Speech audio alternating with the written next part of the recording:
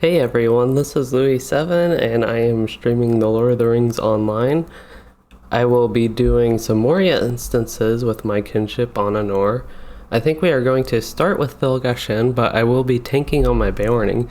I want to say hello to Jank1 who was here before the stream even started. And I am just logging into my character, so got to think about some of the things that I need to do to get ready, which is basically nothing, but one thing I know I need to do is get the VIP daily done. I will be doing some Moria instances reposition my mic a little bit. I don't know what happened to it, but start with Fil Gashan, but I will be tanking on my Beorning. It's like way off center. Jank1 who was here before the stream even started. There we go.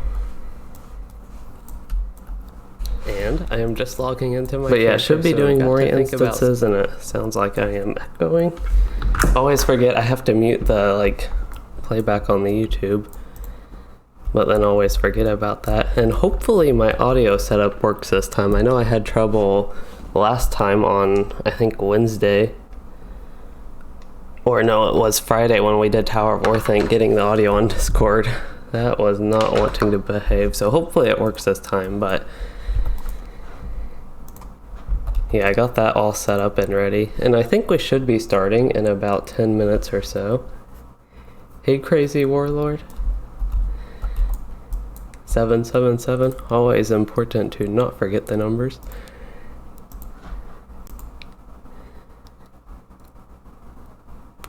This medium armor helmet, if I was a DPS Beorning, might be more useful. I think it even gives more morale than my current one. I might actually save that and use it to tank.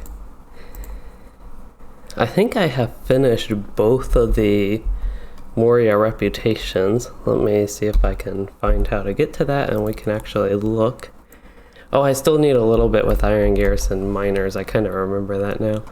But it's just like a tiny bit left. Get out of that. Otherwise, I am just looking to sell right now. I don't know if it's worth keeping a one-handed axe, maybe one of those, just in case I do eventually dual wield at higher level and until I can find something better than that. And one thing I kind of forgot about that I think I have time to do real quick, I might switch to my Guardian just to see what sort of armor I can make, because I think the level 58 crafted set would be pretty good, and I should have enough of those universal ingredient packs. Yeah, no problem about that. Shout out, crazy warlord. I usually say hello to everybody in chat.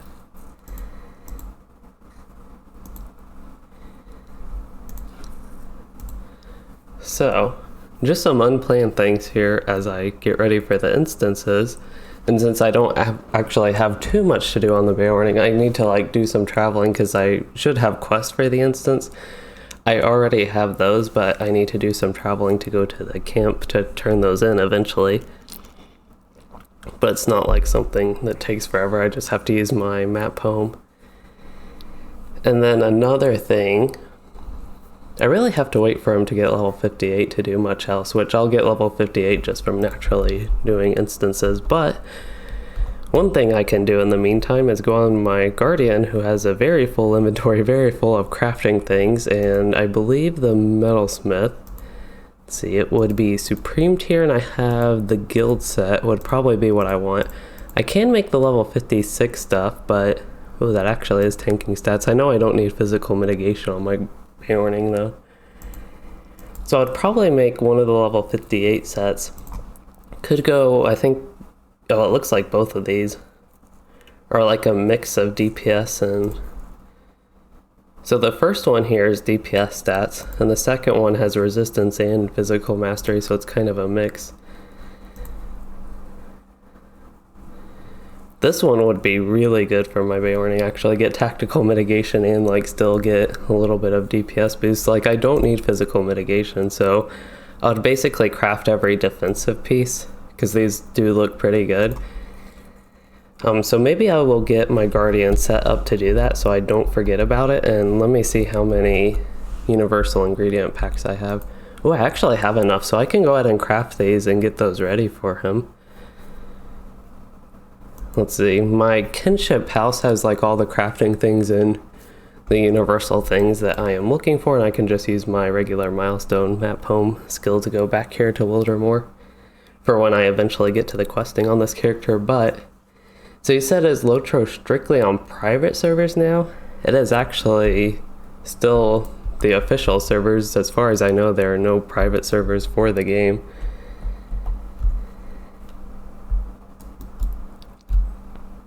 So it is free to play still, and yeah, as far as I know, like no private servers, just the regular active servers. The game has switched from Turbine to Standing Stone Games as the developers. It's a lot of the same people, I think, working on the game, but just under a different company, and it switched to Daybreak Games that publishes them.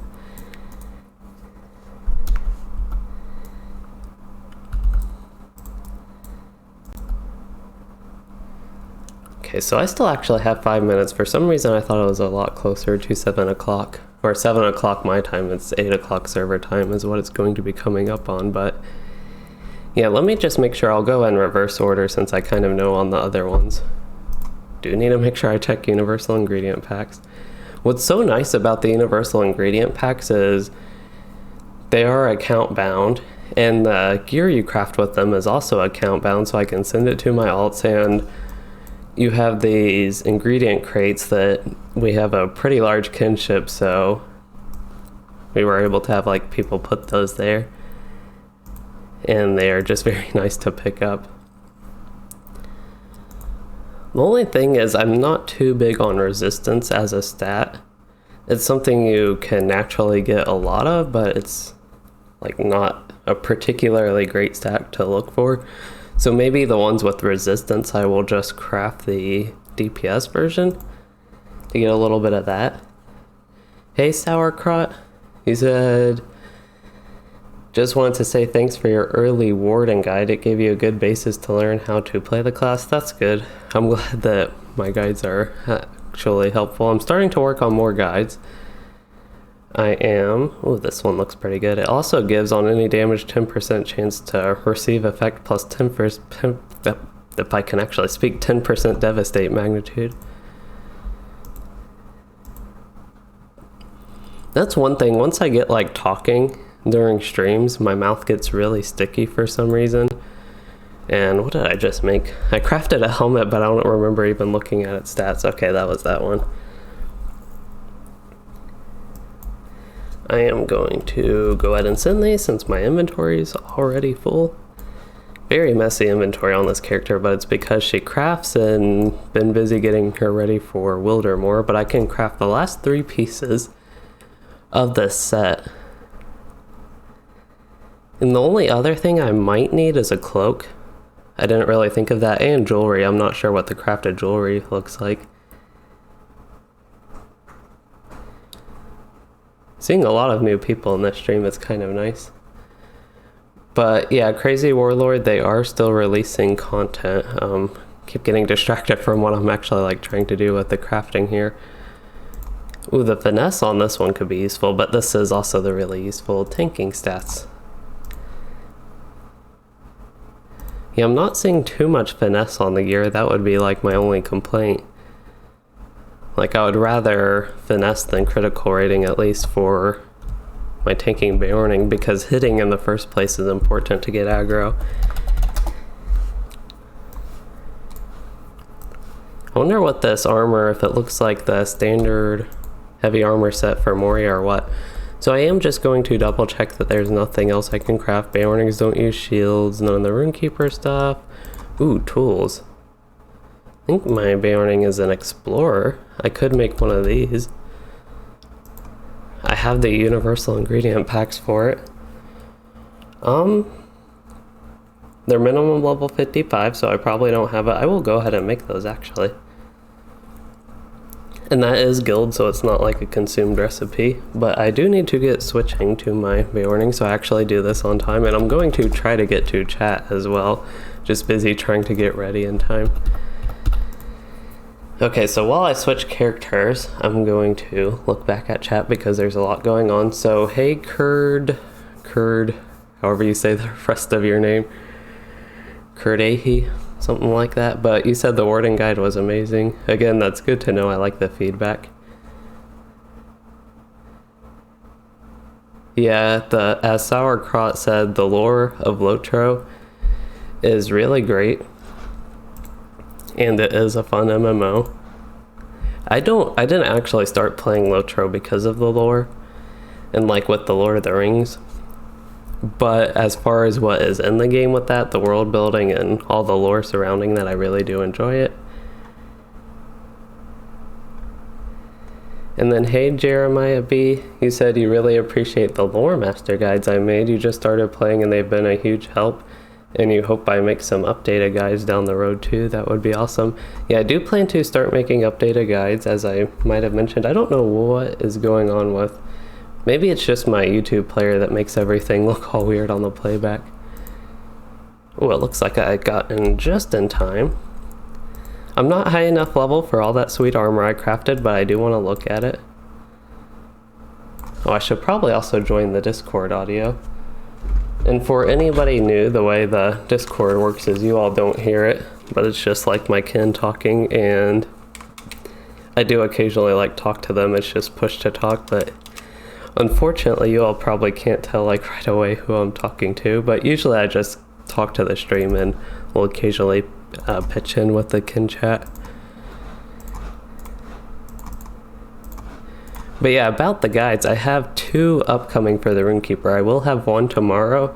The 2 classes mentioned with the Lore Master and Warden, I haven't gotten to those yet, but I am looking to make updated guides for all like the classes I've already done stuff for, and then maybe start branching out to some of the other classes as well. Okay, let's hope the audio works this time with Discord. Hello.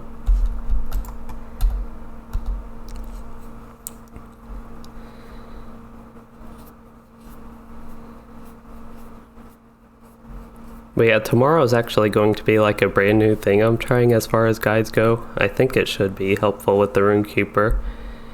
And then those old like trait build videos I did where I went very detailed about going down and picking all that stuff. Those are pretty much the main class guides I did because they covered a lot with like the gameplay and just about the class, and going through the traits in the build was a good way to do that. One thing I didn't cover with those though was virtues. But one thing with virtues is it's kind of hard. I'm trying to think how to do that, how to incorporate it into videos like that, because it really depends. They're very just dependent on what you want to do in the game, and they're very flexible with that. And on top of that, if you're like choosing those for end game and end game rating and things like that, it often changes what is best. So like a few updates ago, I think you wanted a lot of mitigation virtues as like a DPS class even, and nowadays with DPS classes, I think most of them use loyalty as the only defensive one and otherwise focus on offensive stats. So like with Warden, I think they use confidence and determination and like wit maybe. Not zeal, but valor, that's the other one. They use things like that instead of, like at the lower levels, my Warden, at 85, I really liked fidelity and tolerance. That's what I have on this character as well, because the tactical mitigation is really useful. And I think my audio is not working, so that is not great.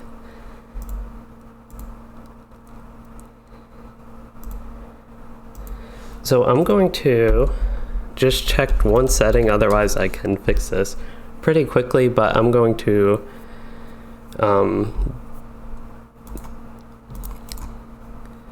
disconnect.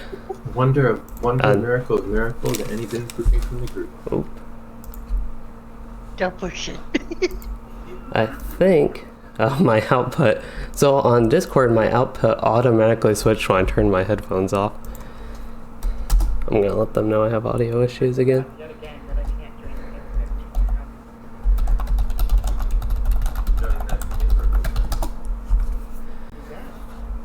Oh yeah. But yeah, that kind of scared me because it played on my computer speakers. I was wondering where that noise came from.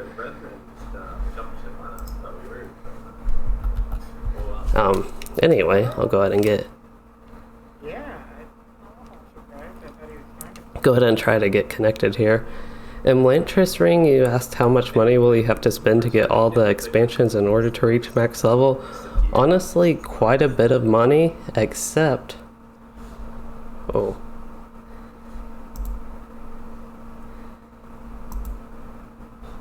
Okay, so I just have to change, my headphones aren't working in.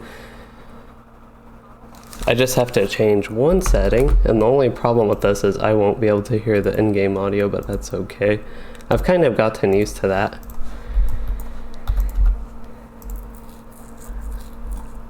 It looks like we are doing a stealth run through Fil Gashan, which is the challenge mode that you don't have to kill 2 sentries. But right now there is a coupon code in LOTRO for like the next 2 days. It's going away very soon. Okay, you all should be able to hear the in-game audio again. Yeah, that looks like it's working. And then I just need to put my headphones on and get them plugged up.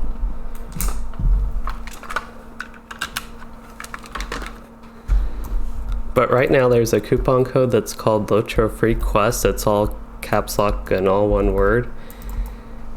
And with that, you can unlock a lot of the content.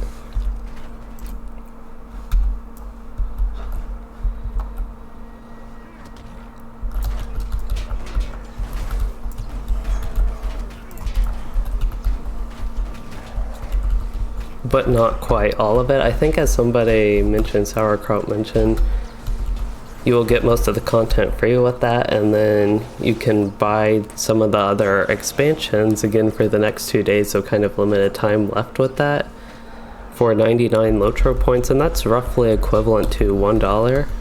And then there will be 2 more expansions that aren't included in that sale. And those ones, those 2 specifically, like, would be very helpful at least to get to the level cap. It looks like Discord. Either that or my headphones aren't working this time.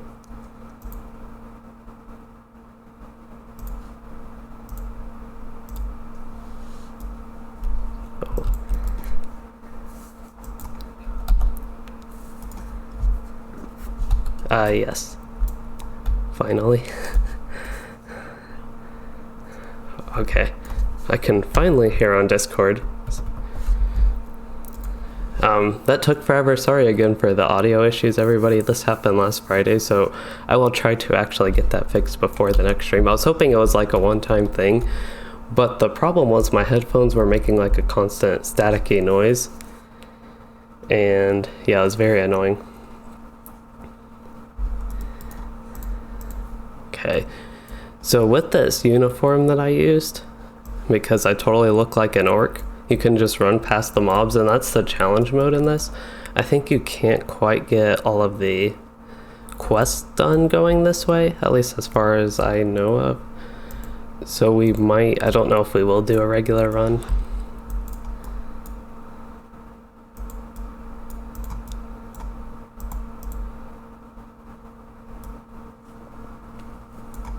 So it's kind of interesting, but I really like these Moria instances. This one's fun to do both ways. It's just a little bit weird that you can sneak through, especially as a Beorning in bear form, and they think you're an orc because you have Chief Guard's uniform on.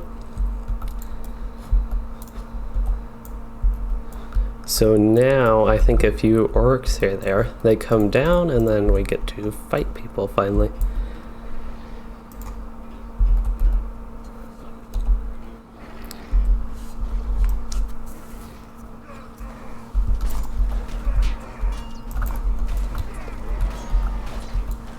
One very fun thing with the Beorning tank is the Force Taunt Thunderous Roar, because that doesn't have a maximum target amount and just hits any enemy in like within 10 meters of you and will force taunt them, so very easy to get large groups of mobs actually attacking you like they're supposed to as a tank.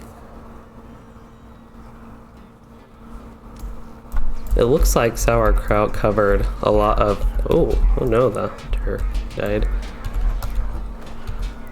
I guess I didn't quite get the boss fast enough.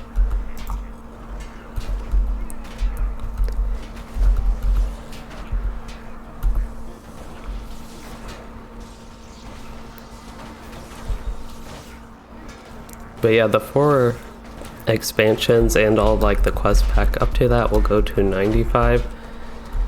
And then Mordor, you'll have more quest pack content to 105, and Mordor goes from 105 to 115. Wow, I think he's one-shotting the people in my group. It's kind of scary. I don't remember, I know we ran this once when we were like all a lot lower level, but I don't remember as many actually getting one-shot then. It's kind of odd. I should be high enough level that I can properly tank it. Last time we tried this, I kind of forgot about that. All the mobs were red to me, so I couldn't really use my force taunts and have anything happen reliably, and a lot of other people in our group were lower level. And right now we only have 5 people in the group as well. I think one more person's going to join later. Oops, I don't have aggro. There I am talking about tanking and actually being able to do that stuff, and then I lost aggro.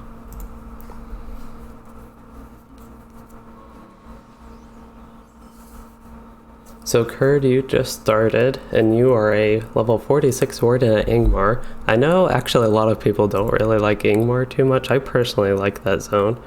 I think it's pretty interesting. And level 46, so you're probably getting to where you like are getting most of the warden things. You have most of the gambits, pretty much all of them at that point, just missing a couple, and really get the feel for your class around then, I think. You're getting close to where we are then with the Moria instances. This group particularly is going to cap at level 60. I will be doing that on this character. So I'm not sure here if we need to use the uniform or if that is after this little interaction, I think. But Sauerkraut, you asked how do I prefer to play my bear. You've seen they make decent tanks and healers. How do you think it compared to the traditional guard and minstrel in those roles? Oops, hey there. Slow to tanking again, but fortunately I have that force taunt.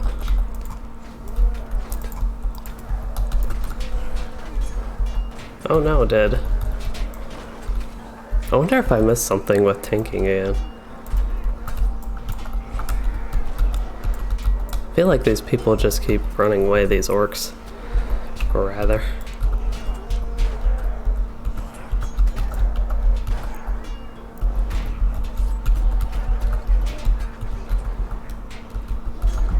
So I don't know. Oops. I'm hitting, I think the mob that's doing all the absorbing, when you hit them, they restore their health, I think is how that works. Yeah, he's just like running away from me and doing inductions. I actually don't remember this the last time we did this instance or ever doing it. I just don't remember having anything like this happen. And I've run this instance like plenty of times. For some reason, just don't remember it. So it's kind of odd. We'll get that interrupt, maybe? Nope, I missed that.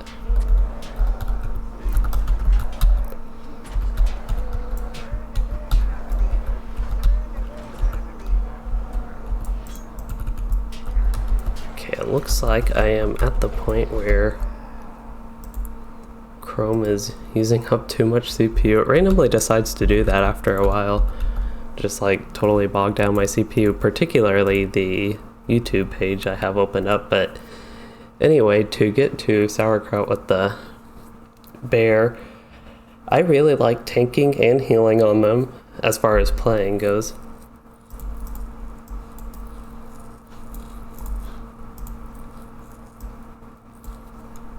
Thought Capo would want res deed progress, but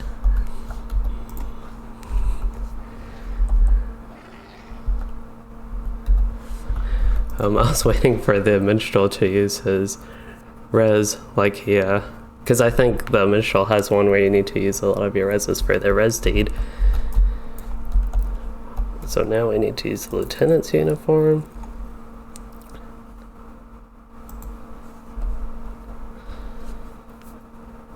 But as far as like in general with group content, they're pretty good at tanking.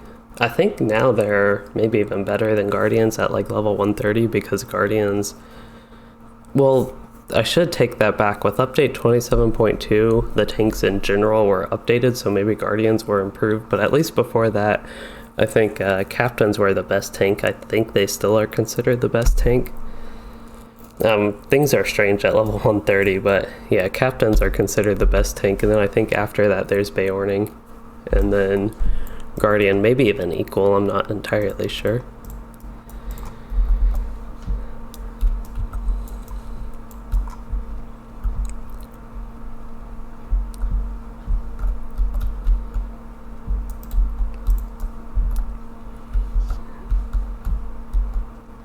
So here we just keep running through the orcs, and if we stay by them long enough, I think they'll realize we aren't actually orcs, but right now I look enough like one that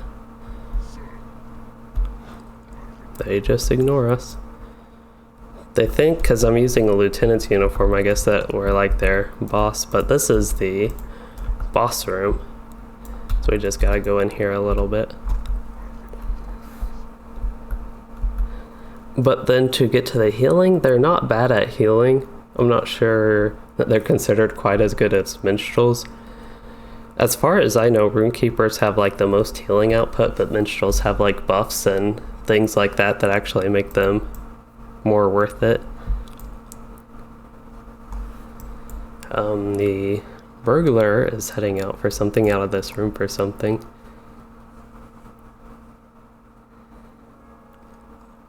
Yeah, as far as playing the Beorning, I really do much enjoy it. I don't know what happened to that sentence, but I do very much so enjoy it. Yeah, David Flurry, it is really weird with the Guardian because it was the original tank, and in Minas Morgul at level 130, Captains became really good at tanking. They have like, I think, a lot more morale and just better cooldowns that make them overall better. They even have like all the buffs that go on with them. So it is pretty weird that the classic like tank is no longer the best tank, because it's always been that way with LOTRO, that you have like a Guardian tank. And yeah, it's not that Guardians or even Beornings are bad at tanking. The ones that are bad at tanking are Warden and Champion. Champion, I think, I don't know, I'm not too familiar with the Champion to know exactly why they're bad. I think they're a bit squishy. And Wardens is also because they're squishy, and they have a lot to like manage to become not as squishy, but even when they use all their defensive buffs and gambits, they're still squishier than like Guardians and Beornings, and definitely worse than Captains. And on top with the Warden tanking, they don't really have many strong cooldowns. Oh hey, actually I look a little bit like an orc now when I'm not in bear form. I see the new runekeeper, the person that was a little bit late to joining, was losing morale and now died.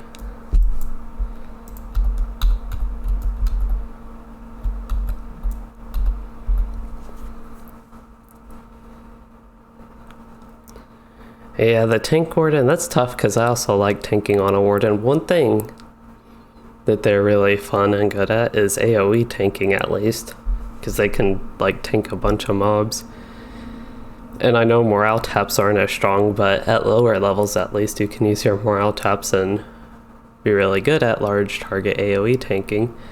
And another thing they do provide, if you don't need like all that defensive stuff with the Warden tank, is they're very high damage for a tank, at least.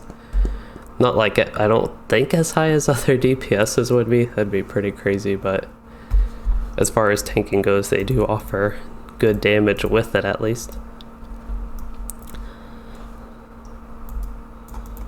Oh, here's our burglar back. I think the minstrel is going back to rest the runekeeper, sneaking past all these orcs.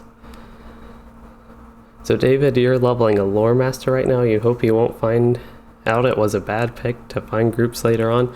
I do not think that will be the case, because lore master has always been a support class and always needed for its debuffs, and even like endgame content is balanced around having these support classes. So like burglar, lore master, and captain, you basically always need those.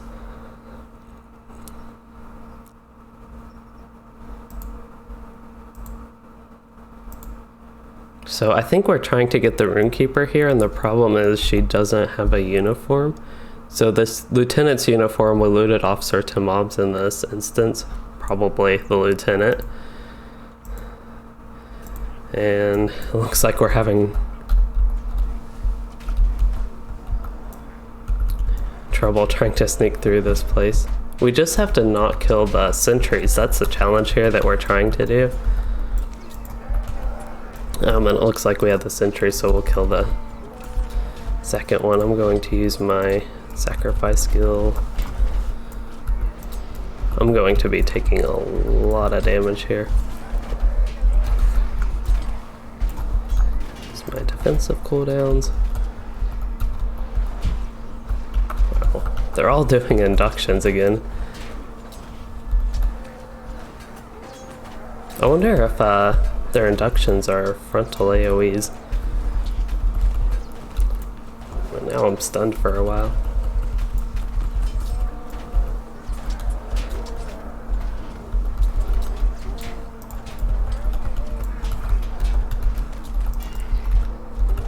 Okay, try to pull these mobs away a little bit and get to where I can hit the ranged guys. Oh, we got to... Oh, we gotta kill the lieutenant. So we're still going to try to do the challenge, so we're going to try to not kill the sentries, but I am AoEing just to try to keep things in check with all these guys. They're just turning around like doing inductions. It's pretty tough. I guess that's the warband maneuver is what it's called. A lot going on here. Long Drago.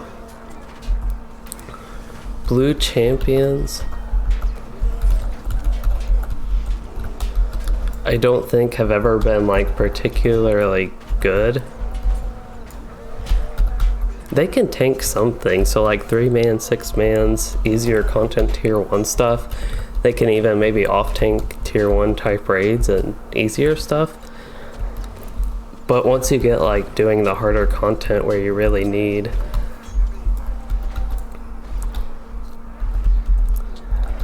a better tank for stuff like that, they aren't going to be the best. So just doing single target here so I don't accidentally kill a sentry, but trying to get this lieutenant down, then we can die.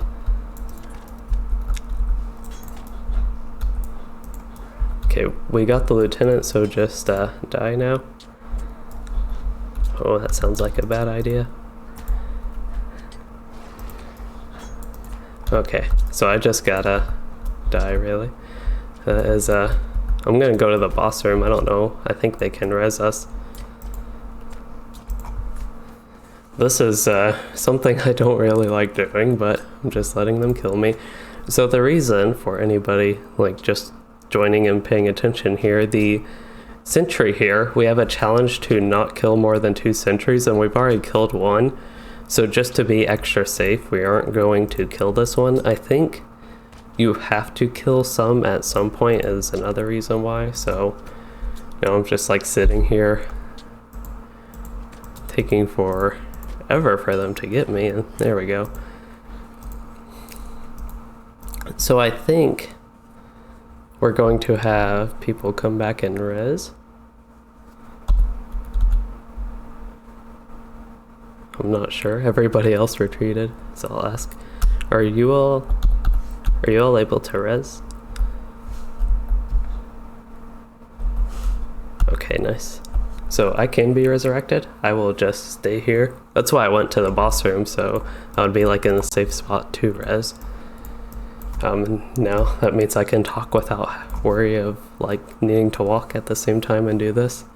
So hey Axelginia, sorry it took so long to actually get to that, but yes, it has been a while. It's nice seeing old people that used to watch these streams come back, and a lot of new people, or even perhaps people that have been in the streams before, but sometimes I'm bad with names and not remembering them. But that's one thing, like back a year or even like a year and a few months ago when I was consistently streaming before I took the break, I felt like I was getting a little bit better at that.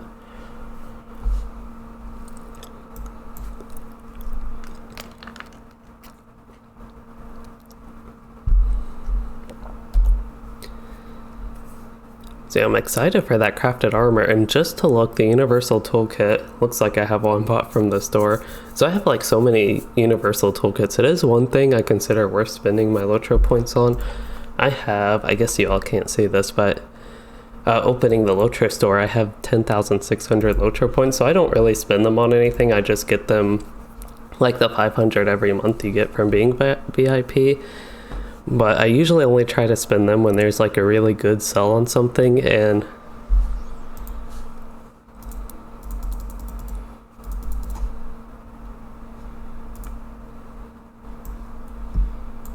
okay, there we go. Wanted to use that because, yeah, the sentry could have come by and saved me if I did not put that on. This boss can be tough because he has a reflect, so we'll actually get ready for the boss fight this time. Look at my traits, see what I have. Just thinking a little bit towards later in my build. I'm excited for this character to get him to higher level, but he's just not... since we're capping at Moria, I don't think I'll get enough trait points to really get into some of the exciting bleed type stuff you can get if you go into the red line. Which for the content we're doing, I'd probably go in the red line, but otherwise the yellow line does have some nice stuff. When I have these, need to use those, the Iron Garrison Miners. I have just a little bit of reputation left to get it with them. Okay, I'm gonna use some scrolls to help, and token. I don't know why I decided to use those, but give us a little boost. So usually when tanking a boss like this, I try to get a hit or two in before I use my force taunt, because the force taunt... Oh yeah, I was thinking the ads were activated, but they just go to the door. The force taunt will copy the threat from like everybody else, or the highest other threat person. So if everybody else in the group like gets a couple hits and have high threat, it just helps a bit with that. I don't think it matters like too much, but it's just a little thing with tanking to think about, I guess.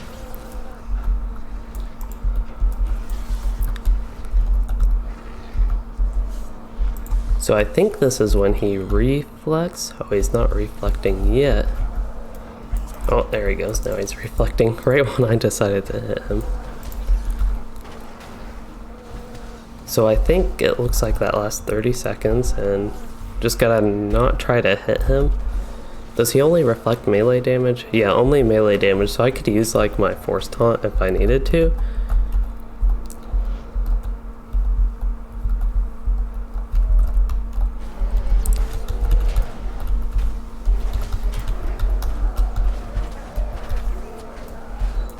Oh, looks like they're doing their warband maneuver.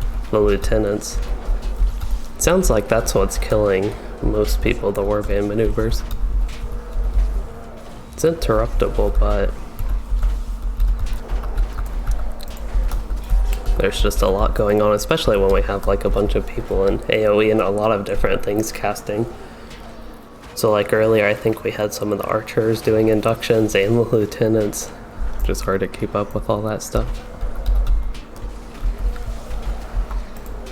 And I didn't even realize at first who was even doing what, that the warband maneuver was what was actually killing people. Like, I have no interrupt available now, but it looks like we're going through this fine.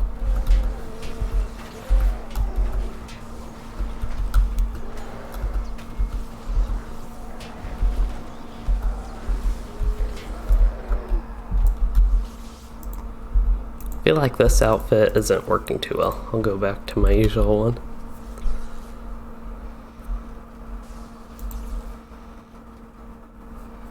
Light armor, don't need that. Oh, there's Captain, whoops. I didn't even mean to roll on that, I didn't see the second age. Did someone want the Captain's hammer? Okay, I didn't mean to roll on that, was just making sure.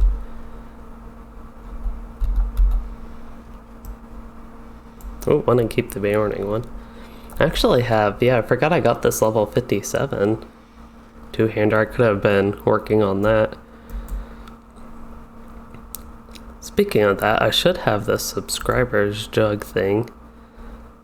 I think I would have that. I did the quest for it, but I am not seeing it in my inventory. That is the town services, so I'll put that down there.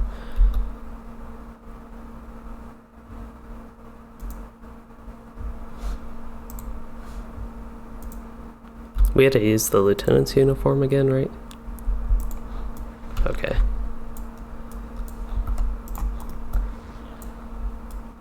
Just making sure I wasn't missing anything there.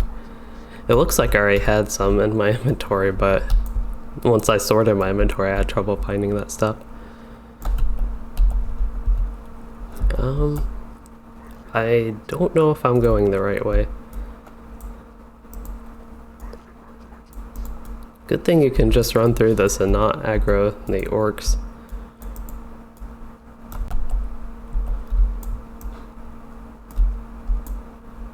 So I think I went the wrong way. Just went in a big circle. I must have missed the steps. Yeah, so I thought it was right where we were and I just missed them. Oh, here, I remember seeing it go down. Then of course there's a turn up right here.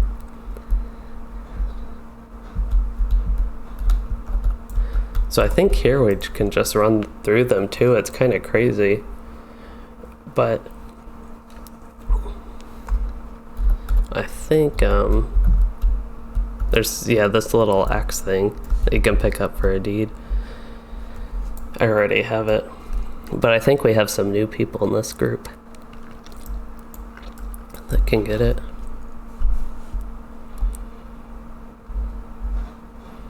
I think the orc armor looks pretty neat how it puts it like over you.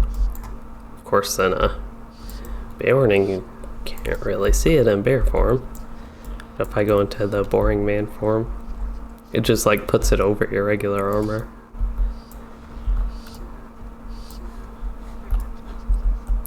This fight's pretty interesting.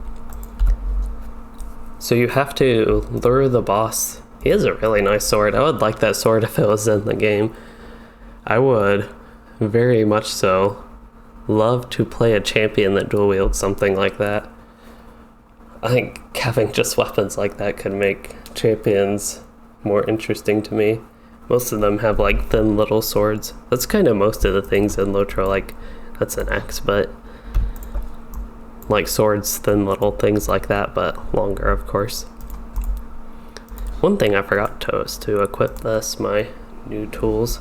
I can send, well I would say I could send my universal toolkit to an alt, but I would probably never check them thinking about my bank alt, so I'll put it in my shared storage. Pretty sure I have a few others. It's kind of unfortunate because I do like buy these from the store for my alts if I don't have any, but at this point I'm like getting to where I replace them on some of my higher level characters. So any new characters I make will have them, but I'm not sure about the new characters. Like what new characters I would be making.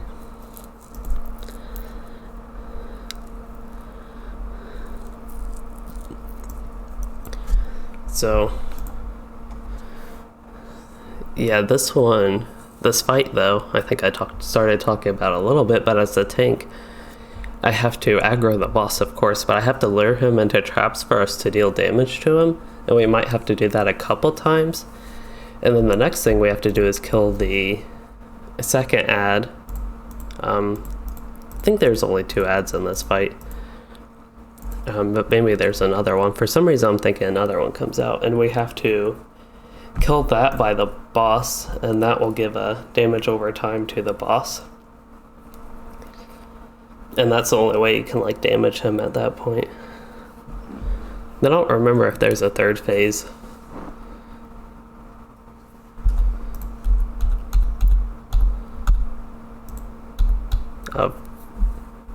Yeah, final word.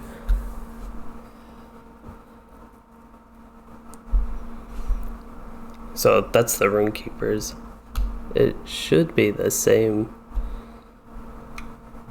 And yeah, your stun, shocking words, I think interrupts as well.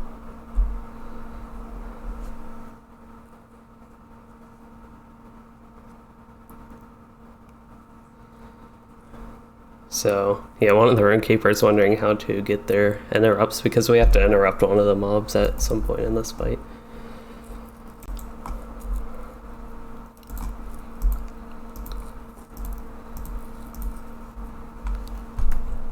Hopefully this fight goes well. I know it can be troublesome just because of the mechanics and the strong induction. Again, I think that's from the Fangcaster in like the second phase.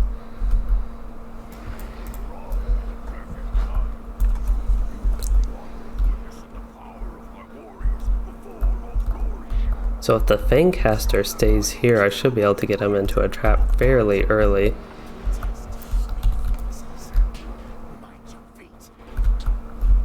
Oh, I might have to go the other way. Trying not to run into the trap myself. So once he's in the trap, we can deal damage to him. So I actually have a debuff. It's one of my interrupts. I just used two of my interrupts, but that one gives them increased incoming damage, so that's pretty nice. Now would be an actual time I want to have an interrupt. I wonder if that's one I could have just run behind him. So there's another trap, but I'll leave him here until he's immune. Until he stops taking damage.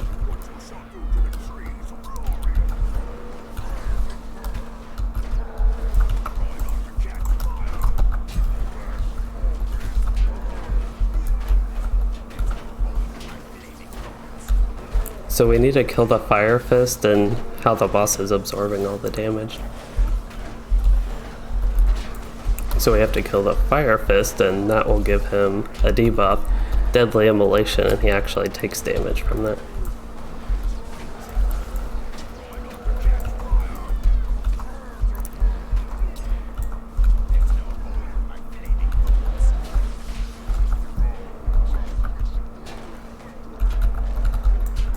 I wonder if I could...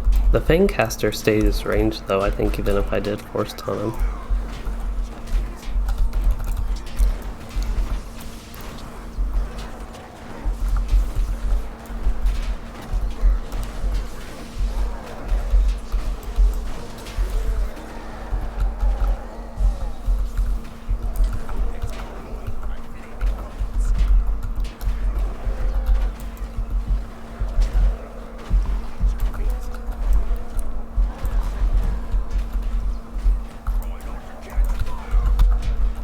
So I think we'll have to kill one more Fire Fist. So do a lot of people still play LOTRO? I don't know, that's always a hard question for me to answer because it depends what you consider a lot of people. So at any given time, I would guess there's maybe 10,000 players on, and then at peak times maybe more, maybe less. I don't know, that's just like a rough ballpark number. So on the servers you can look how many people are online actually, but it doesn't include anonymous players. Oops,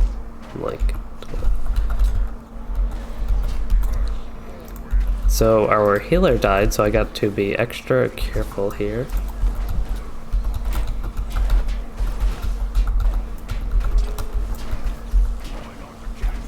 Okay, going to use a potion and then I'm going to try to stay out of these effects. I can go in bear form and that's where I should mostly be. But I do get a couple things in man form to try and help. So while he's not doing much, I'm just going to run away since he's so slow, so I can stay up with the morale a little bit.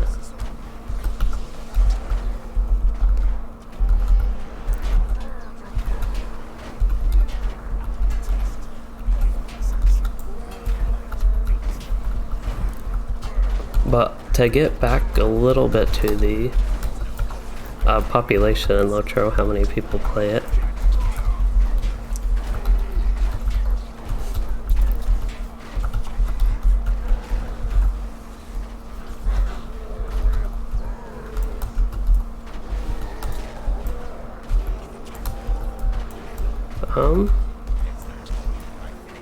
That's a bit weird. I didn't see what happened, but I don't know why the Fire Fist didn't give his dot. Maybe it was too far away, but I thought he died right on the boss. I'm going to try to take him into the trap just to see what happens. I don't... Oh. Yeah, the Fangcaster got his induction off on me.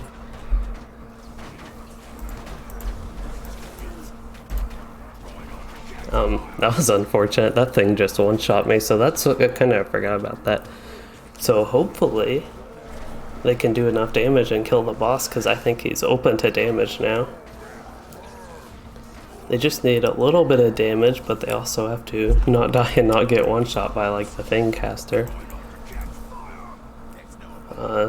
To a Fire Rune Keeper.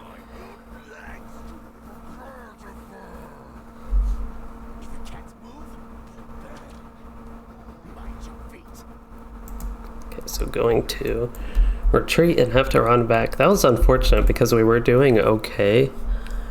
I think a couple times the fire mobs didn't actually damage the boss, or at least that last time I noticed it. But looking back, it may have been a couple times it missed.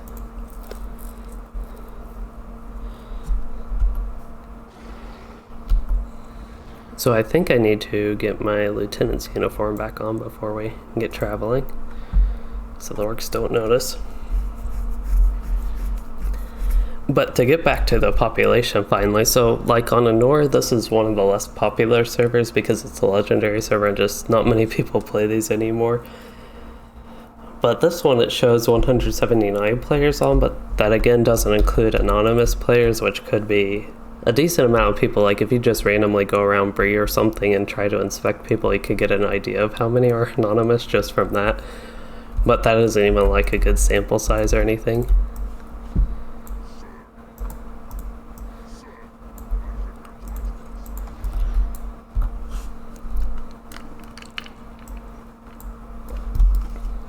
Okay, got the lieutenant's uniform on. Guess I can get out of Wanderlust. It's nice to run fast, but just help guide this dwarf. But on the other servers, if I can finally get back to that and stop getting distracted, something like Arkenstone, one of the more populated servers, used to have about 1,000 to a little bit over 1,000 non-anonymous players on at peak times. But in somewhat recent times, LOTRO has had server issues that have affected some players, but not all of them. And it seems to be on different servers, like different players have different issues. I think Arkenstone has been one of the like more hit ones, maybe just because it's more populated. But it sounds like the issue has to do with like LOTRO's data center. They haven't really said specifically, I think, anything about that. At one point they might have mentioned data center, but they always say like some third-party thing out of their control. But because of that, the population has been a little bit less. I think I looked, it was like 400 at a non-peak time. So maybe even like over, there are 10 servers plus 2 legendary servers.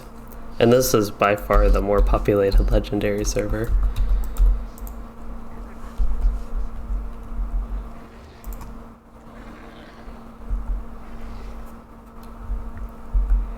While he has the fire wound on him. Okay.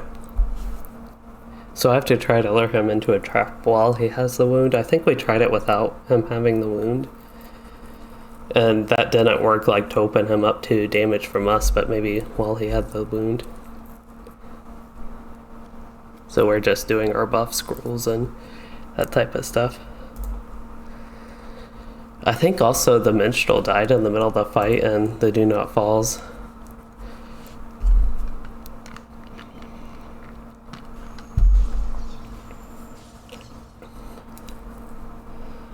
But yeah, try this fight again.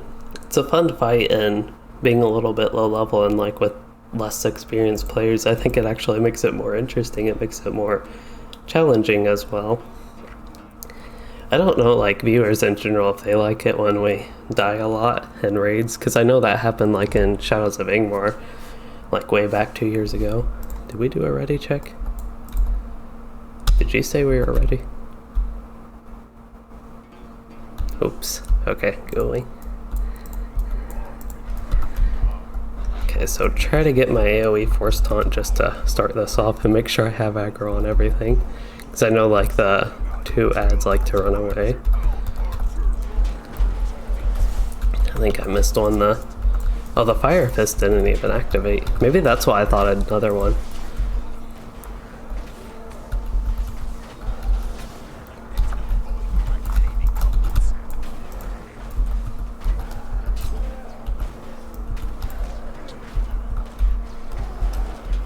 See, just waiting for the archer there to do his trap. Want to get the boss a little bit close, but do where I can navigate around it to get the boss in it. So now we can damage the boss, and if it's like last time, we'll be able to do enough damage to push him directly to phase 2 after that. And we still have the burglar. I guess the archer is dead, but working on the interrupts with that.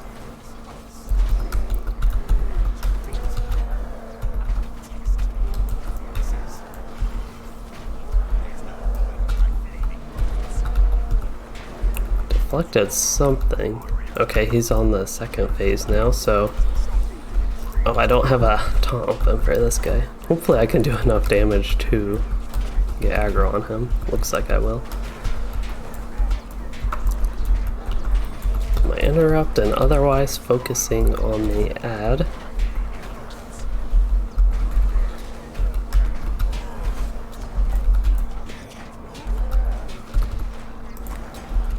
Okay, so he did get his wound this time. I'm going to try to pay extra attention to make sure... Oh, need to taunt him.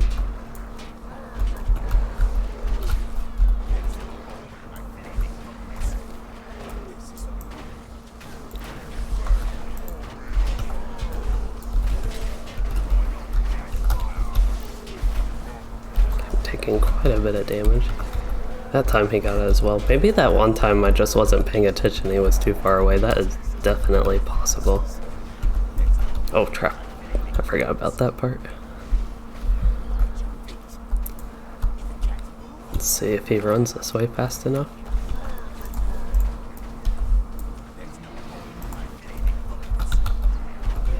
Still absorbing. Nope. So the trap didn't work.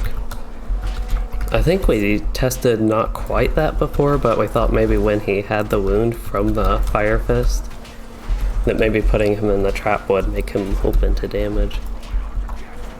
Okay, that time he did it as well. Just wanted to make sure I didn't drag him out of it, because I was going to go out of that area to a little bit. It was a bit scary how long I was looking at the archer and how long he was doing his induction.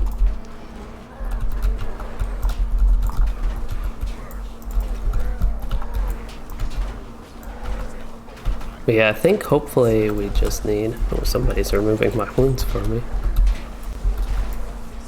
Hopefully we just need one more Fire Fist to die at the boss and move on to phase 3 after that, where he's just open to damage.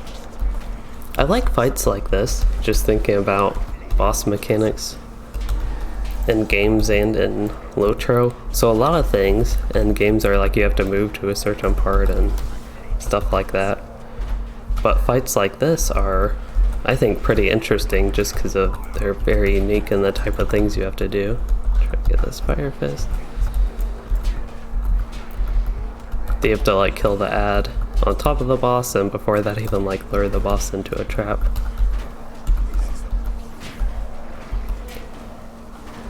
And at the same time there's like a lot of other things going on, like the archer you have to interrupt, or you can one-shot.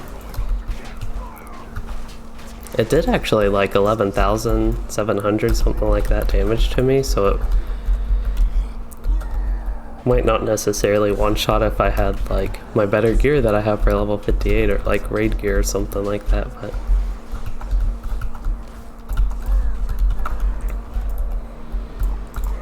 okay, try and get things under control here.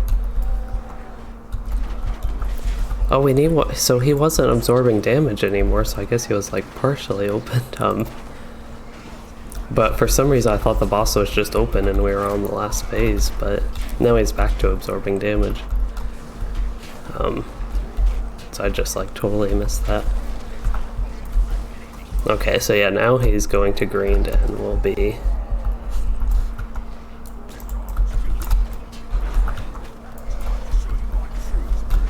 So now I can just damage him. Oh, somebody died. Runekeeper. I think the healing Runekeeper died. No, the Minstrel's healing. I mean, he's still one of those Runekeepers healing. But the Minstrel is actually our usual healer. I think he just hasn't been with us, maybe the last run. So we got the boss down, now I just need to actually get the ads down and cast her. But yeah, that's a pretty fun boss, I think, pretty engaging and gives everybody something to do.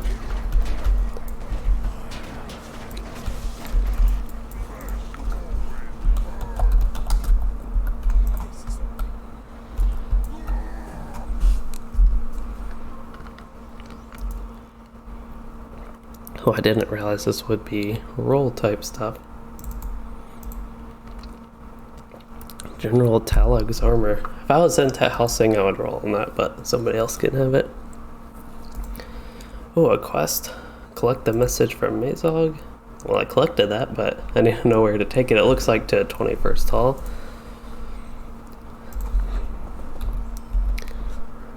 Venor. Do not want that. Minstrel don't need. Can roll on all these. Give so many like legendary item type things here.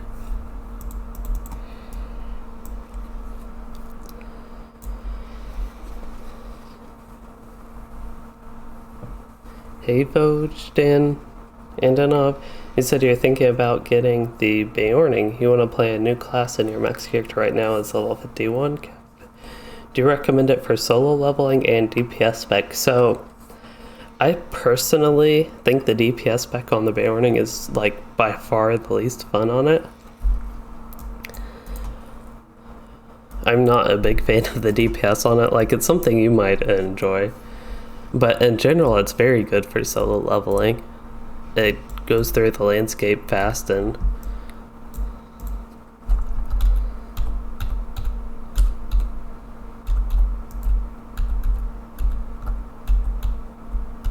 yeah, so it sounds like we might go back and reset. I do. I was gonna request the same thing.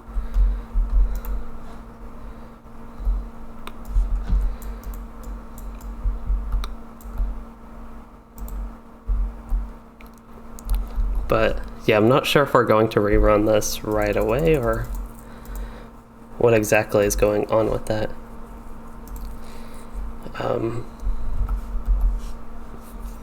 Just because my inventory is full, I want to put some things in my vault while I'm thinking about it, particularly the Hornbird armor here.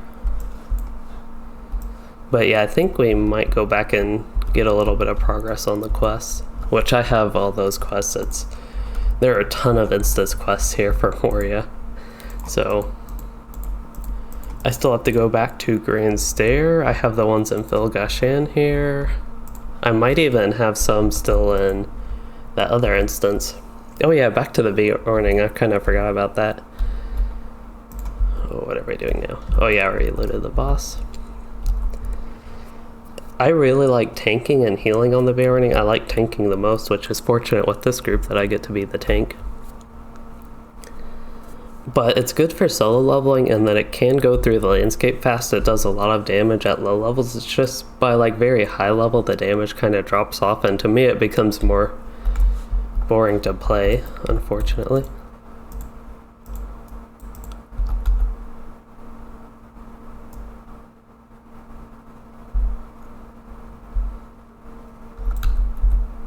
That did sound a little bit fun.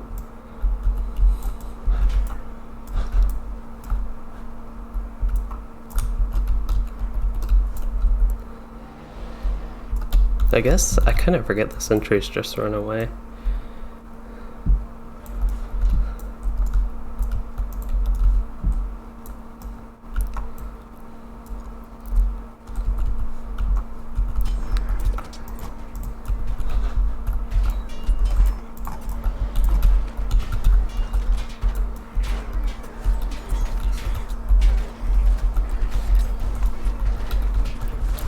think when there aren't any lieutenants, this is hopefully a little bit safer, but maybe they have like some frontal AoEs. But back to the Beorning, one more point I want to make besides going through like being easy to kill things while leveling.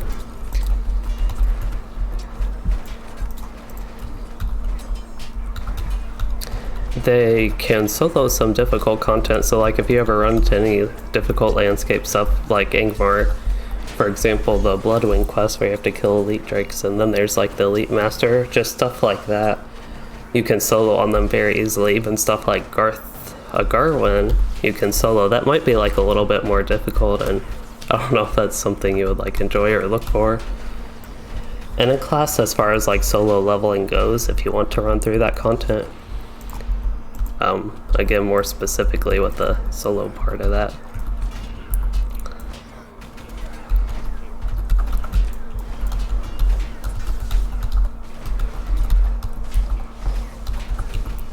But anyway, it is a fun class, and I would recommend it, but it also could be a good class if you're like concerned about spending the LOTRO points on it, maybe waiting for a sale. And if you do buy it, I would also recommend getting the bundle with the character slot, because it's like more efficient like spending of the points.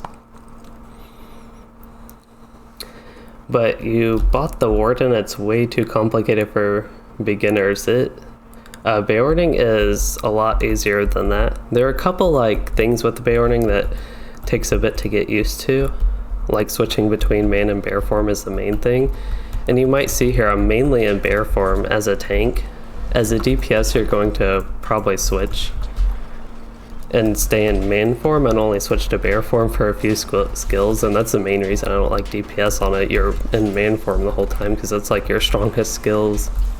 I shouldn't say that. Most of your like sustain damage is in main form, so that's what you spend most of the time in, but your strongest skills are in bear form, but they have long cooldowns, so you don't really use them that often.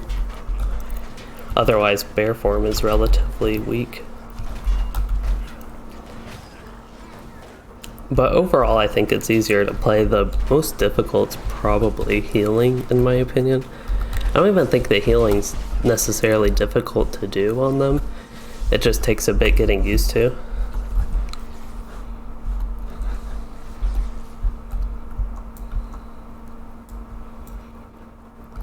You can level up as tank. I mainly leveled up this character as tank just because I enjoy it more, and that like allows you to pull a bunch of mobs at once and AoE them down and that type of stuff, and just run through more recklessly.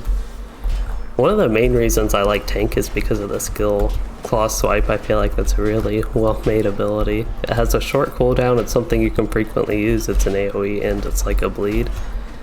To me it's very thematic for the Beornings, and if Redline had a skill like that, it would make the Redline a lot more fun to me.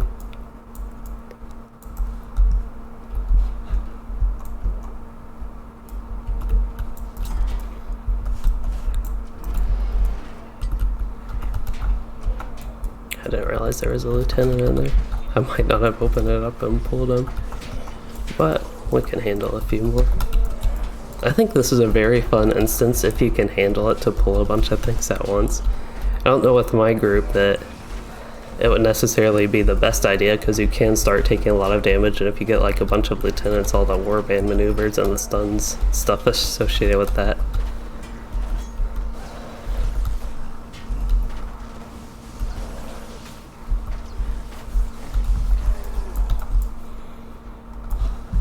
Oh, still in combat. There must have been a sentry, I would guess.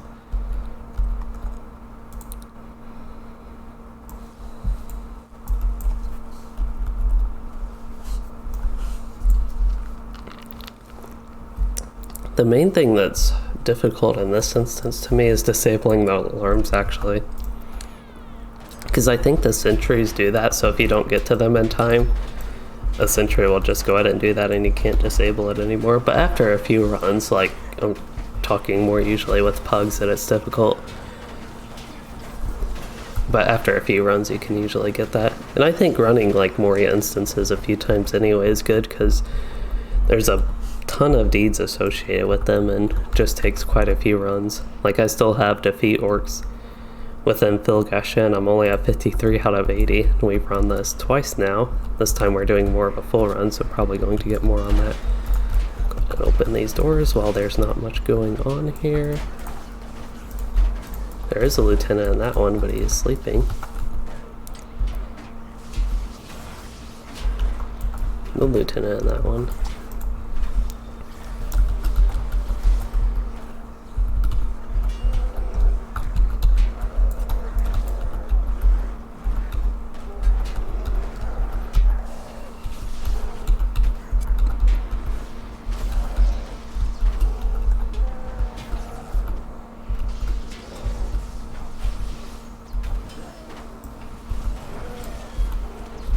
I forgot to turn one of my lights on before the stream, so I think after this fight, because I really hate playing the computer in the dark, or really playing anything like with a screen, so I will be right back in 1 sec.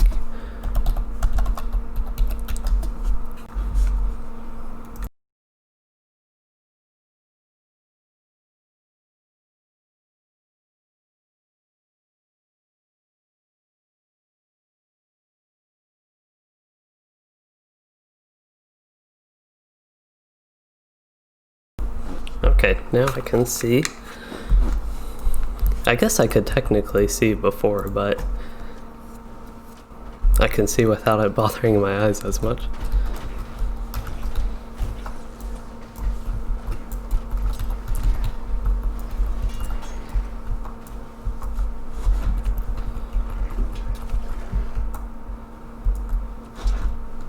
Okay, I think a couple assault plans here, so...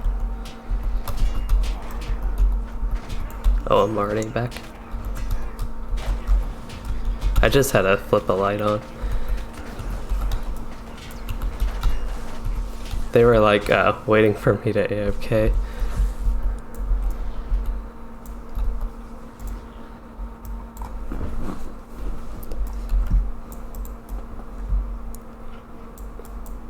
Here's one of the bells.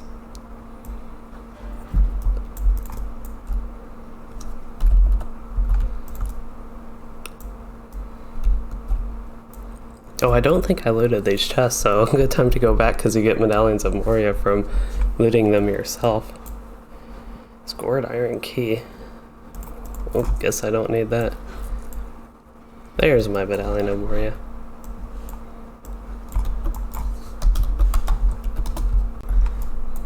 I totally cut the Y out on that. I think the first floor has a lot of assault plans. You might even be able to get all 8 down there. See, I know nobody's with me, so this isn't the safest thing to do, but go ahead and pull a few things and I'll run them back.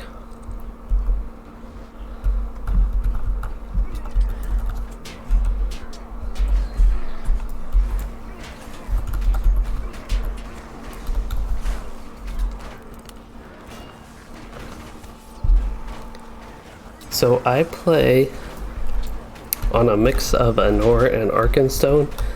So before the legendary servers were opened, which Anor is one of the 2 legendary servers, I played on Arkenstone. And then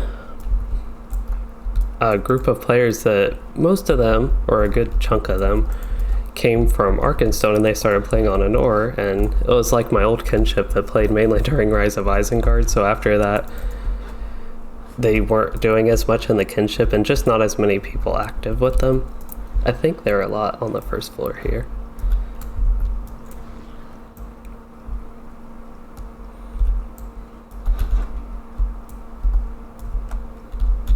That was assault plans, right? Or are you talking about the alarms? Okay, yeah, there should be plenty, I think, on the first floor.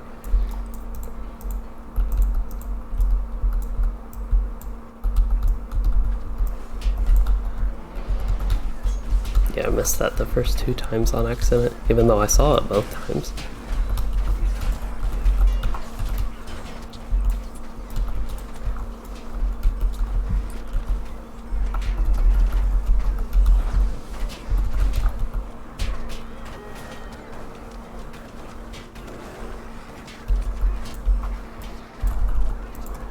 after I get aggro on all these archers. Don't want them. Oh no, dang it, that minstrel died.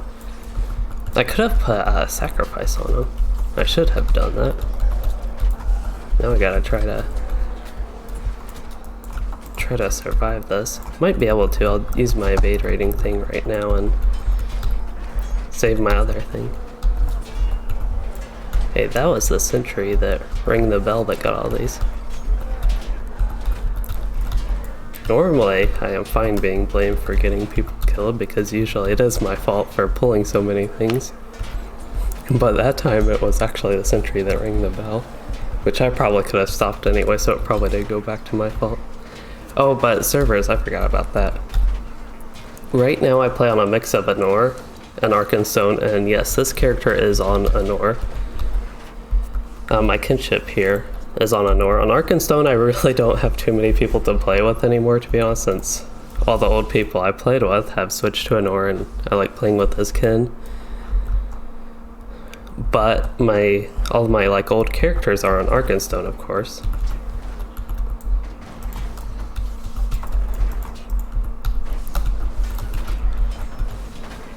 So I still play on that, and right now the main thing I'm doing on Arkenstone is going through on my Louisden, the Warden character.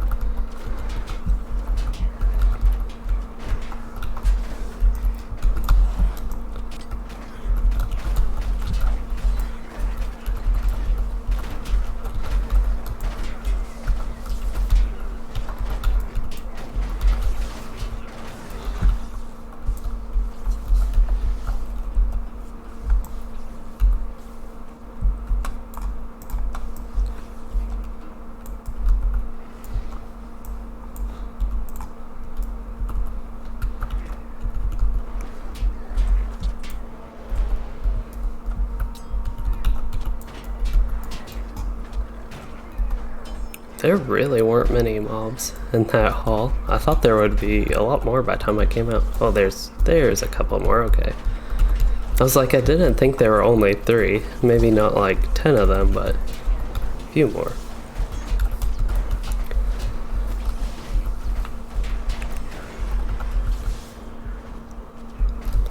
But thinking a little bit about the legendary servers, they're past what I consider like the peak content for LOTRO. I really liked when they were doing stuck in Ingmar and Moria and even like Mirkwood and Isengard. But Rohan wasn't my favorite time. I did enjoy my time here on the legendary server when I don't have enough room to do that. Oh, that was probably looting a mob and not one of these things. Oh, I targeted something. Let's see. Was it the chest? No, it's just another door. Okay.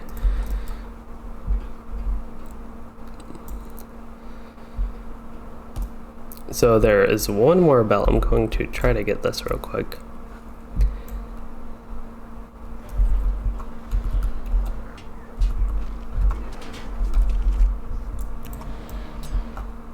Let's see what's down this way. Oh, I did not know there were going to be this many mobs right here.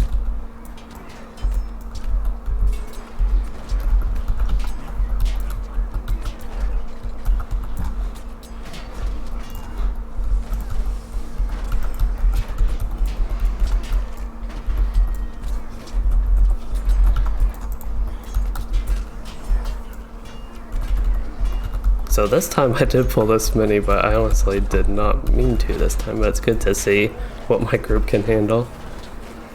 So get a good force ton on all these melees and move them out of the group.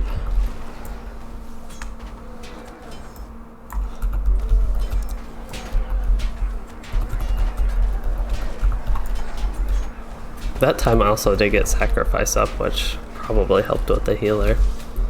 Well, I actually don't have enough wrath for Horton. Very rarely do I just fully run out of wrath on this character. So the legendary servers do not have more players anymore. They did when they launched, but after just like a few months on them, or even after a few weeks, the population died down pretty rapidly. I think one big issue that a lot of players had was that they like released the updates, so like Moria, Mirkwood, too quick. So some players lost interest because of that.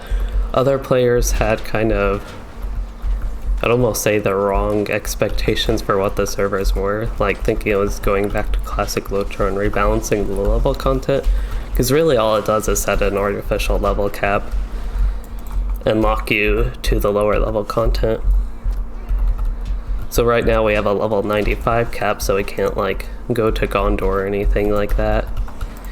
Even if some of that is level 95, we're like in the Helm's Deep era.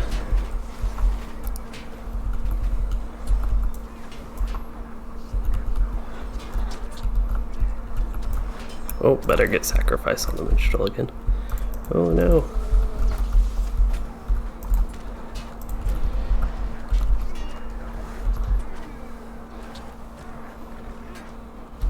This is a messy pull. I usually like line-up siding, but if you don't really coordinate that with your group, it's not always the easiest thing, so I'll try that right here. But the problem is if somebody like has aggro, that mob wouldn't follow me back here.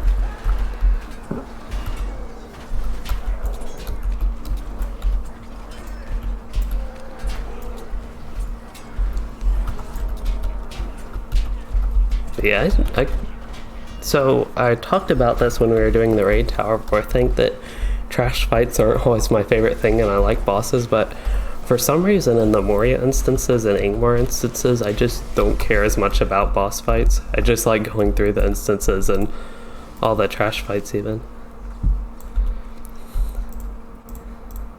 I still don't like it. I still don't like it. He showed me his bald head once, and just a side hair. But at least it's covered with a hat. Anyway, I think we got all of the mobs killed. Ooh, there might still be some. I think I finished mine at least.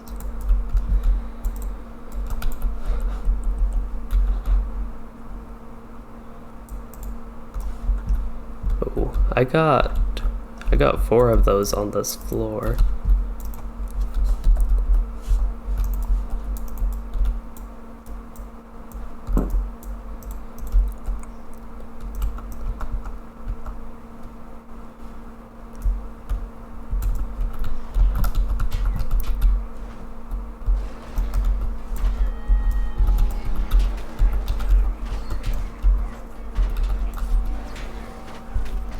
I wonder if I actually did finish everything. I said I finished everything, but perhaps that trackers. I also did get some progress we ever on this I think one time when I had the quest.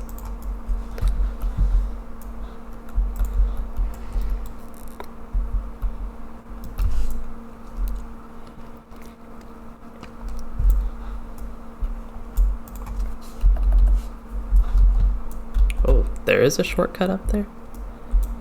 Oh, I must have missed it. Oh wait, we're in the boss room? The kitchen? For the beginning. Okay, I just must have totally missed. I went up the little staircases, but... Oh. Yeah, I missed that doorway. I did not know there was a doorway here that I guess unlocks and you can get a shortcut to the steps.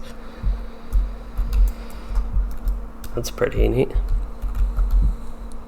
So I think we're going, some people still need like 1 or 2 more things in this, so we might reset and just run it real quick. Not run the whole instance, just run a little bit to get the quest items real quick.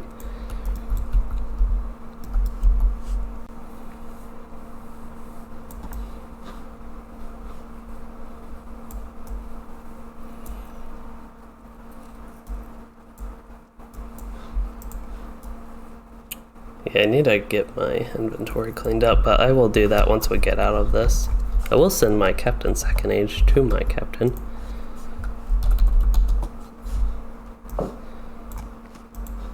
I want to do, so ready was for more Moria instances. That's definitely what I want to do.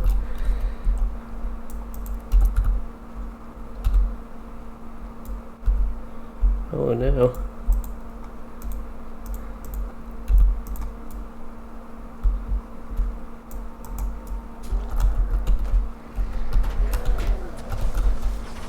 So am I stuck doing Moria instances on my own?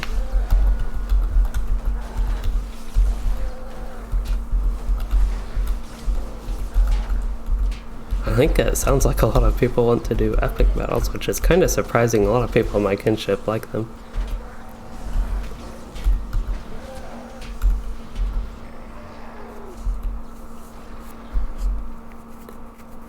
But we'll see what's going on. Either way, I will be doing a character kind of like this. I just expect us to continue with more Moria instances afterwards.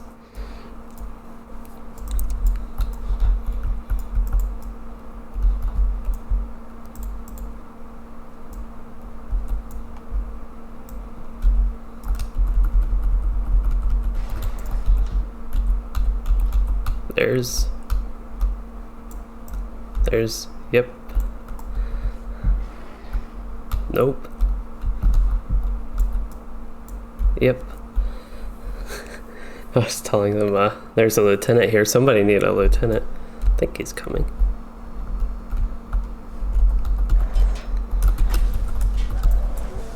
I don't know how we would have missed that. It was like in an open door too.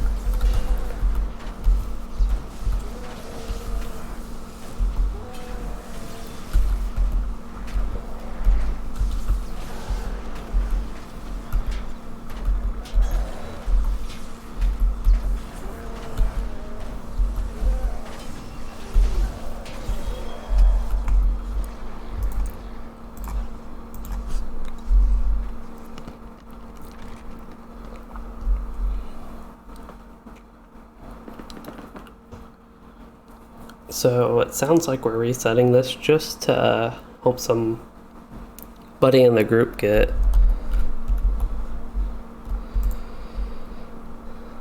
a quest, I think like a chief guard. I am going to use all my reputation items, see if I can... Oh, I did get kindred. Nice, so I finished kindred with iron gear, some miners, even though I really don't care about that, to be honest, too much. The main thing I get from it is LOTRO points and just like the completionist Fil. What I do want to do is this thing, this subscriber town services. There is my subscribers jug. So this thing prevents me from item wear, which I could have been using the whole time. There's Fil Gashan.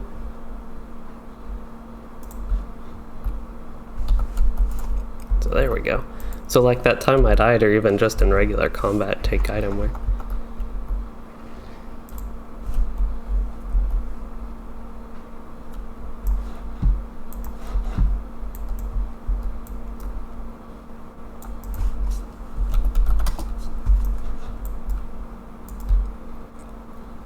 Looks like we're going the avoiding way.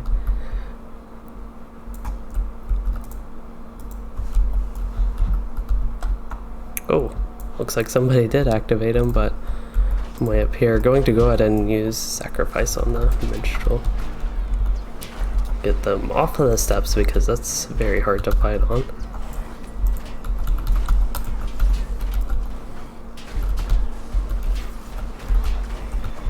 For some reason I thought there were a lot more orcs being pulled. So the chief guard I think is what we need, just one of those. Did we just need one chief guard? Okay, so we just need one of these for whoever needed the quest still.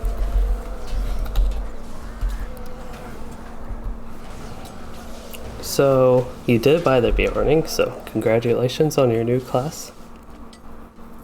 Vojdan. And the jumping with the bear moving left and right while jumping is so buggy with the buttons and not the mouse.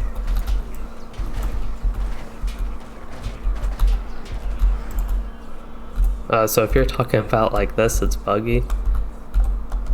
Oh, that is a little bit weird, like if you switch between it while in the air, that is a little bit weird. I don't know if that's what you're talking about, but I see what you mean. I kind of like when you can actually go like, see, like this and do some weird spinny things with them, but anyway, I kind of like the movement on the bear, but Oh, I totally missed what we're doing next.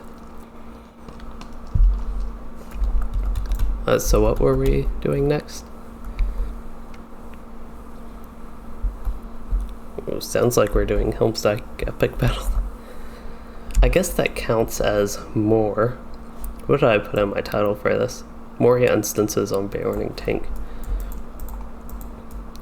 I don't mind doing epic battles, but I think I will switch my character for that. But at least we did get one Moria instance in, and it was a fun one, Fil Gashan. It took a while.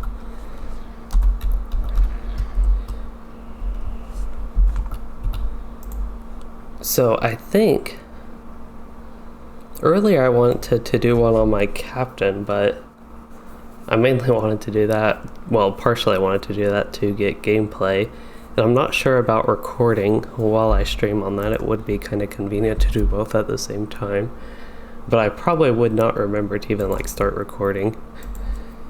But that's just for an upcoming video that I specifically want like captain gameplay.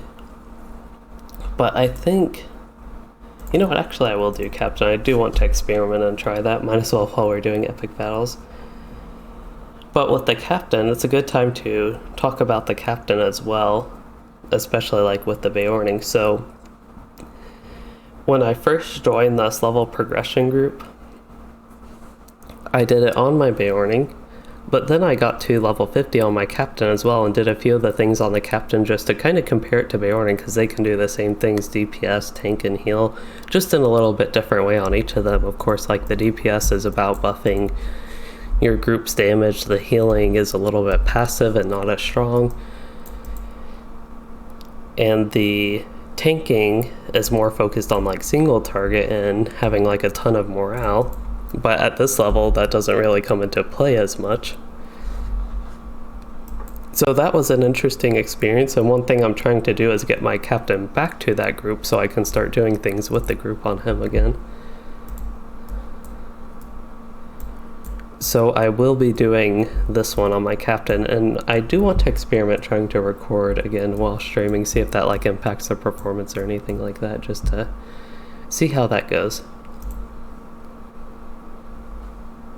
And this character, as far as where he is in the middle of, I was gonna say chapter 11, but I am not sure what my progress is on the Great Wedding.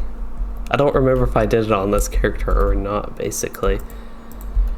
I don't think I did yet. I think I just traveled here and have not started it, or maybe I have. I'm trying to find show completed. There we go. It would be volume 5, I think. Yeah, it doesn't look like I have it completed as far as my quests go. So I'm at the high stables. I don't know exactly where you go. I remember seeing that you could pick up the volume 5 for the Great Wedding and like the book quest associated with it, but I don't remember exactly where to go for that. I also have to remember how to navigate Minas Tirith after like finally learning it. I have to relearn it. So I relearned it again for like update 27, and I pretty much like avoided Minas Tirith before update 27 as much as possible, because as far as like the in-game experience of it goes, navigating around it and doing quests with it, I wasn't really a fan of that. But the structure, the city itself, Minas Tirith itself, is still neat, just from the actual, I think, game experience as a player. It's a little bit annoying. But let's see if we can go to like Aragorn, I think that's who it is, and see if he has the quest for me, because that's possible. But I thought also at one point that maybe it was somebody down at the workers tier by the stable master down there, the far ranging one.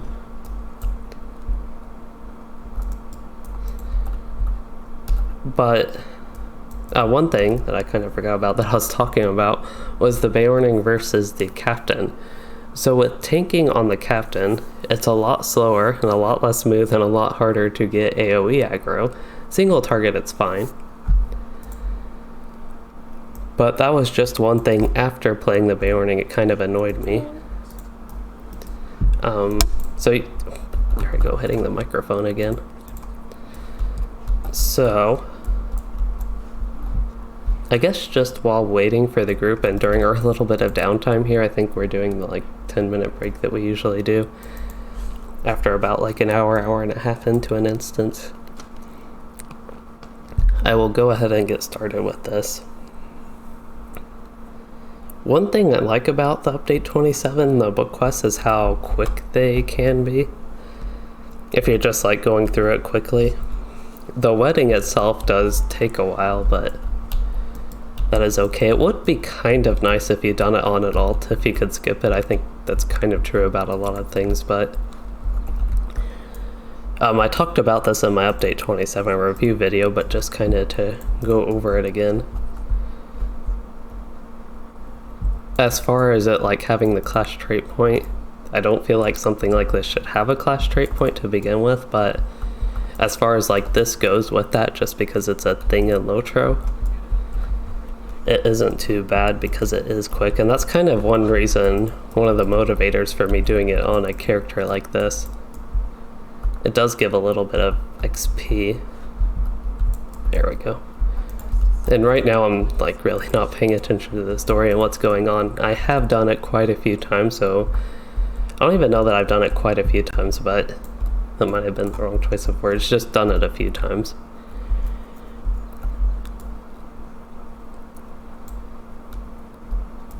So I'm a bit familiar with the path. I'm kind of remembering it more than I even thought I would. I'm just like automatically running without even really thinking. So I do need to go down. I don't remember exactly the best way. You might have to run down the next set of steps, or the next ramp really, without the stable master. I forget where this one up here goes, or if you have to like unlock the middle ones at all.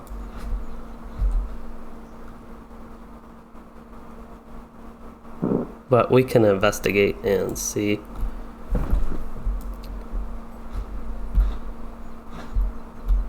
Let's see, stable master would be on the other side, but the ramp, hold up.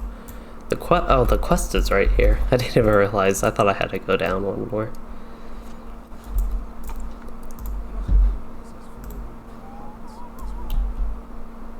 So, oh, I need to talk to the person right next to me. I think next is when I go to Gandalf, also known as Mithrandir here. So one thing just to show how much of a lore noob I am with the Lord of the Rings, I might have like known of this, like that it was even a thing at one point, but I did not realize that Gandalf was also known as Mithrandir. And yeah, that's just a bit weird. But it might have been one thing I was like familiar with or had like an association with the two at one point. But yeah, it just wasn't like generally something I knew when I went here. I was like, who's Mithrandir? And it turned out to be Gandalf.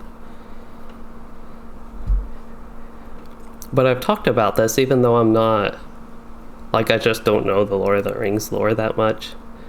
I have not read the books. I'm not too much into reading books. Wrong way. I have watched the movies, but it's been a very long time. I need to watch them again. I think especially as I'm older now, that kind of just shows how long it's been since I've watched the movies too. I watched them, well, it's probably been over 5 years since I watched them. Now, actually, as far as The Hobbit goes, since that's like a more recent movie, where am I going? That's a more recent movie. I have actually only watched like the first 2 parts of that. This one's kind of fun because you just keep like looting the fireworks. I've thought about actually doing like a stream of just doing the Great Wedding, maybe on like Louisden at some point. After I have like a little break from it and I can talk like more fully about my thoughts here. I'm just like running through it super quick, jumping on tables, not really caring about what's going on. Just doing it to do it, and kind of something to do during our downtime between the instances with our group here. Now I need to try to find the exit since I jumped down.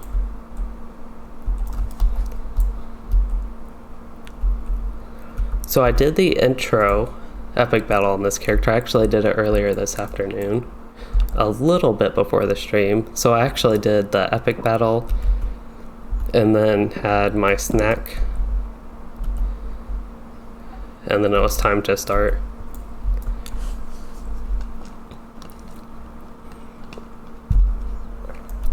Where am I going? Back to Mithrandir.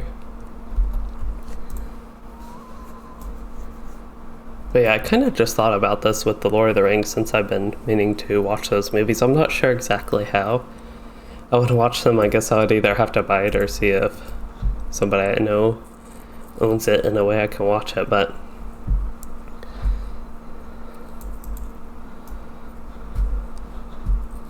let's see. But maybe I could do like a little review about that, just learning, associating things I know from LOTRO beforehand into the Lord of the Rings movie, kind of probably the complete opposite of a large majority of the LOTRO players who play it based off the Lord of the Rings. And even more so with LOTRO, I think it's more associated with the books and being based off that than like the movies. I don't know how exactly accurate the movies are relative to the book. I've heard they're fairly good but have some things different. But anyway, that's kind of off the point. I think that could be interesting to do at least. I have a hard time just sitting down and watching something for a long time. So I do like watching TV shows, and sometimes 40, like 50-minute ones can even be good. But outside of that, let's see, I probably want to go down and then go up. Outside of that, I just like would have trouble making myself sit down for an entire movie. Could watch, like, break things like that up into multiple parts, like multiple settings, but I don't think that's quite as fun at the same time.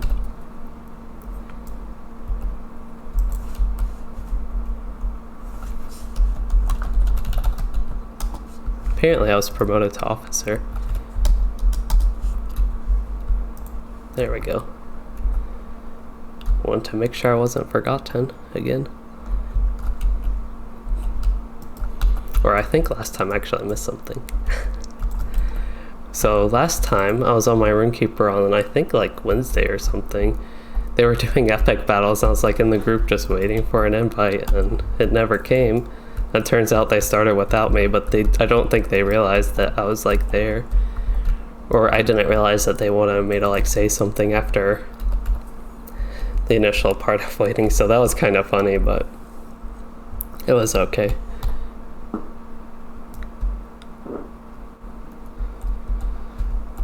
Hey, Hippocratic Oath, he said, you read the books as a kid? The ribs play a bigger role in Peter Jackson's movie?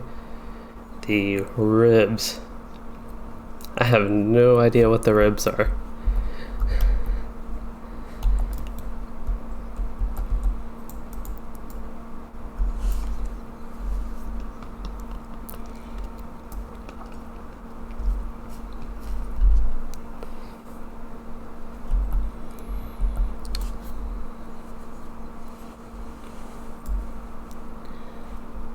So I actually think I'm going to wait to find out what the ribs are, if that's something I should know. But woman? Okay.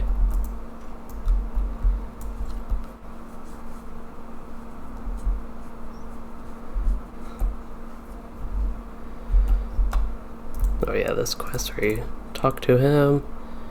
And I think talk to him again, Gimli. Is his name Draftly? Draftly Broadshield?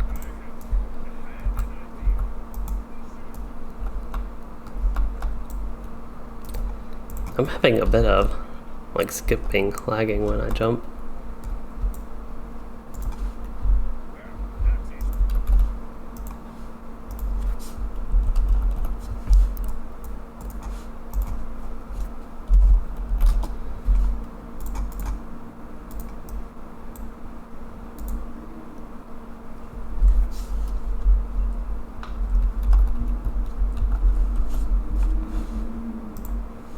Adam's Rib. I feel like I have heard that, but I'm also not sure what that is.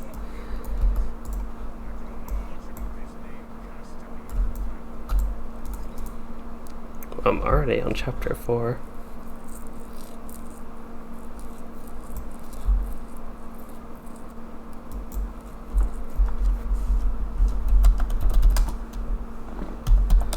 Oh, my cat is in the middle of my screen, so I can't see what is going on. There we go. What do I need to do? And I think we're getting about ready for the epic battles, and I need to read something about kinship here real quick. I will share a little bit with you. So I was promoted to officer on this character. I've been an officer in the kinship for a while now. I was before my break-in officer, but after I came back they had like a little waiting period, which is okay and makes sense for me to be like promoted again. But this character was like lost in promotions because I have a ton of alts. Getting them all promoted to officer was difficult. So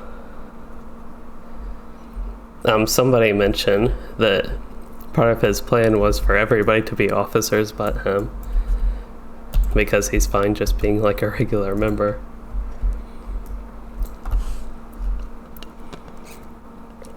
So somebody said that I have been like an officer for a while. Anyway, oops, did I miss something in this? I was just like auto leaving. I wasn't even paying attention. Oh yeah, Adam's Rib. What is that? Something I missed. It is a movie film about married lawyers who come to oppose each other in court.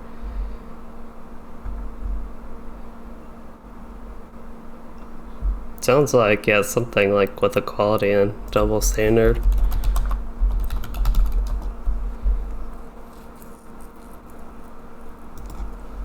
Okay, so I kind of get what you mean with that I guess women were more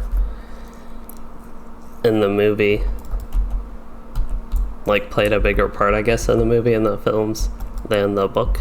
Do I need to go up here? No, this was for one of the, so we used to come up here for one of the festival quests, I think, toss a coin to your minstrel. Speaking of toss a coin to your minstrel, a lot of people are probably familiar with the Witcher show on Netflix and the Witcher game, so that is actually something I was thinking about watching for a while, but I have never gotten around to it either.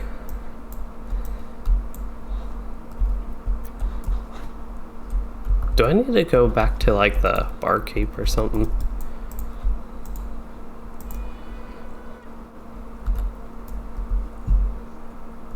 There we go. Found where I needed to go after I actually paid attention.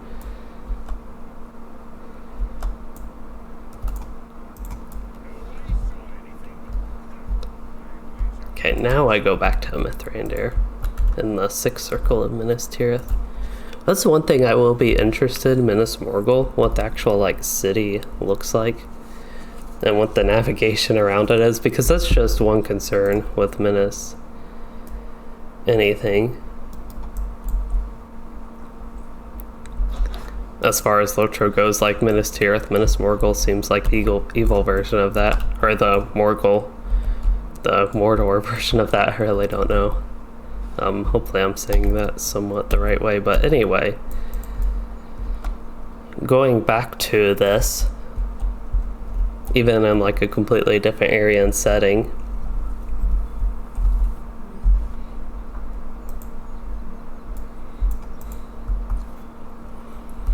can't do that while moving. What was I just saying? Oh yeah, so that I am going to be curious on Luiden exploring that, because so far I really like Mordor Besiege, the first zone in Minas Morgul, and I've heard of a lot of good things about the expansion. But yeah, my concern is just going back of like Minas Morgul itself plays a big role. I guess this is just the map for Helm's Deep. I thought after running it a few times that it did not look like this and you could actually like see better where you're going, but I guess not. Need to change the position of my legs.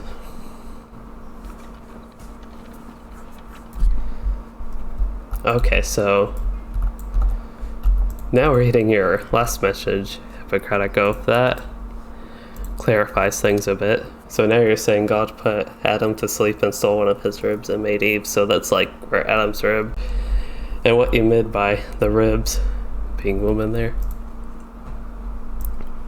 Eventually, I get something like that.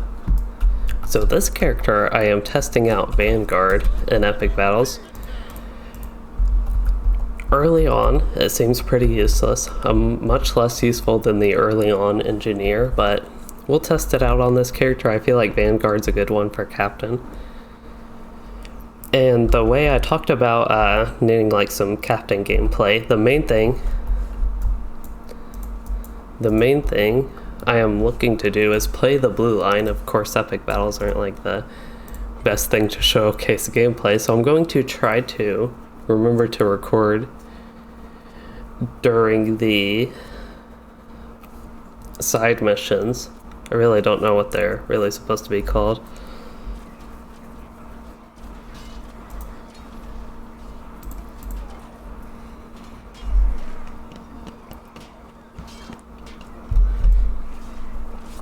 Oh, area of enemies coming. I'm probably more useful fighting enemies, even though I do basically nothing. What is going on with my keybinds here? Something a little bit odd. So I think for the blue line, I like my banner being on 0. I'm just used to that, so I press 0. But because I'm a Vanguard, I would like, technically I think, be more useful killing mobs. But at this point, there's not too much point. I think helping build like barricades and stuff would be more helpful. And especially as like a rank 0 of everything in epic battles, I can't contribute too much by doing really anything. I'm just basically sitting here doing almost nothing. But I think once we get to the side missions, I can help more. So like on my Runekeeper on the side missions, I was able to deal damage and kill the enemies, and actually did enough damage to make that impactful. But my champion does very little damage, and I'm also playing the blue line, and I'm just not going to be doing too much in that department. But once I like get my Vanguard up, the Vanguard has a bunch of interesting looking things. Once you get like really high rank, you'll have skills that like do damage and do things like that, and I can like boost my damage to actually contribute good damage and keep going on kill streaks. And all the while I'm like buffing my group and even able to heal soldiers and stuff like that. So that's kind of what I'm thinking about with my captain and trying out Vanguard. I don't know how many epic battles I will do with my captain to even get that far, but that is something. And like when we do low level groups like this, I think sometimes we will weave in epic battles because you can go on your low levels. I'm level 50. All these people went to their main, which is okay, but it's just something a low level can do. And I gotta get this character up to like level 56 or so somehow, and might as well do epic battles whenever we do them as a kin on him. And also like the stars of merit are bound to account, so I guess nobody's at the westernmost one. I could go there. So like the rewards you get from doing these. So this one is Archers defeated Rock's place. Yeah.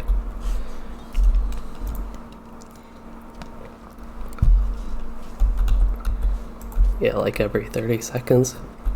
So this one, you tell the archer to fire every 30 seconds.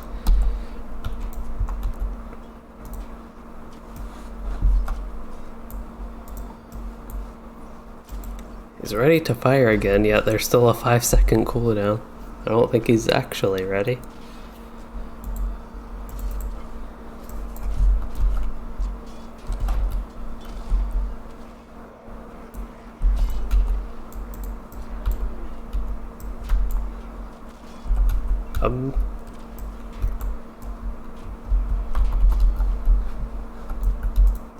This one's kind of boring. It's one of the side missions. There's like no gameplay to record. He says he's ready to fire again, but he's not. But yeah, this one you just sit here, babysit the archer and tell him to fire, and it takes forever for him to get ready again. It's getting direct hits though.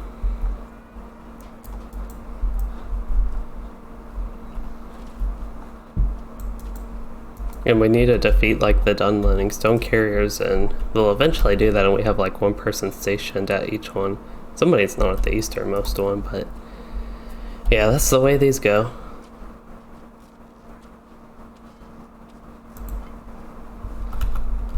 Oh, and here I can actually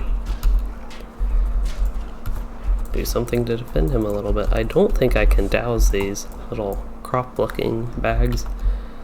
Seed bags, wheat bags, I don't know what would be in them. Look kind of like soil bags too, but I doubt that's a thing in this. Sandbags maybe? See, he said he's ready to fire again. I guess that's just to give you like time for you to get ready to help him. So here's like a Dunlending warrior. They're the ones that I think can defeat the archers. Oh, we had one of the archers defeated already.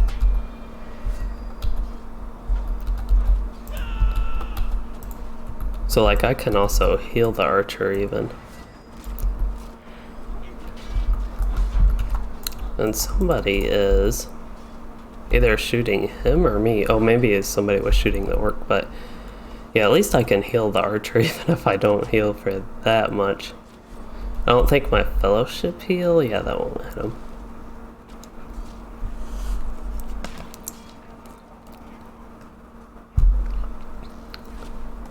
Wonder if I can change where this thing is. Oh, you just drag it, you don't even need to do control backslash.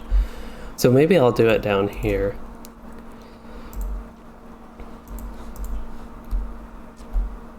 So yeah, just keep hitting the archer here.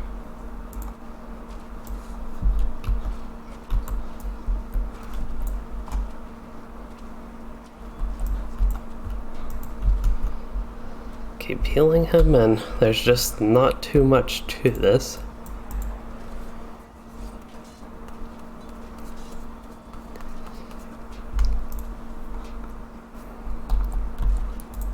It's kind of unfortunate, I think, that Helm's Dyke is one of the 6-player epic battles, because I think some of the other ones are more interesting than this, and they only have like 1, 2, or 3 people that can do them.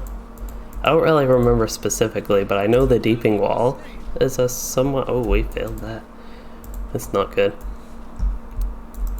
My side looked okay.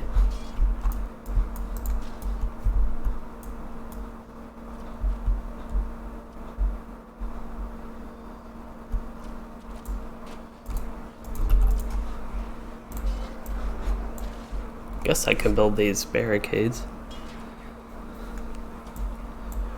Oh, it seems like it'd be a useful thing to get up for enemies that come on this side.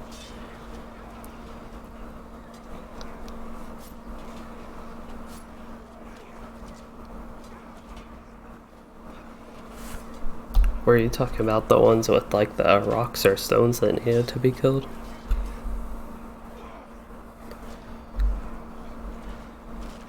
Oh, yeah, I thought the archer just took care of those, I guess not.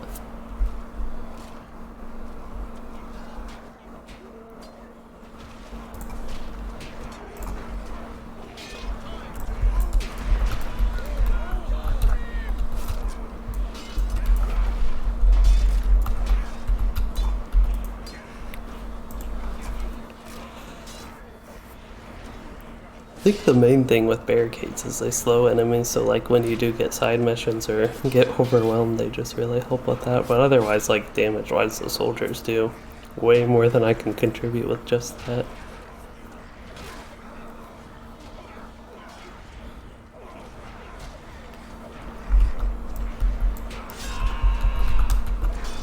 Oops, did I not? It takes so long to build, especially as like no ranks or no points in engineering. That stuff just takes like forever compared to even my roomkeeper, who's like I think barely a rank 1 engineer but has some stuff to speed it up.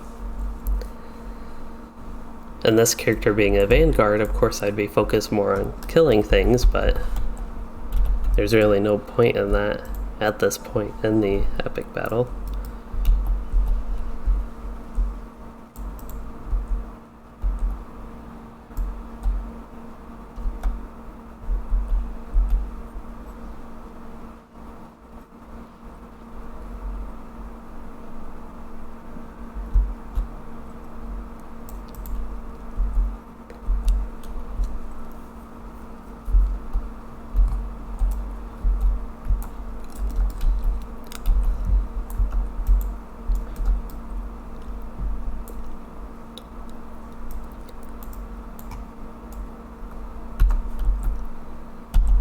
See, I guess I'll go way to the east here.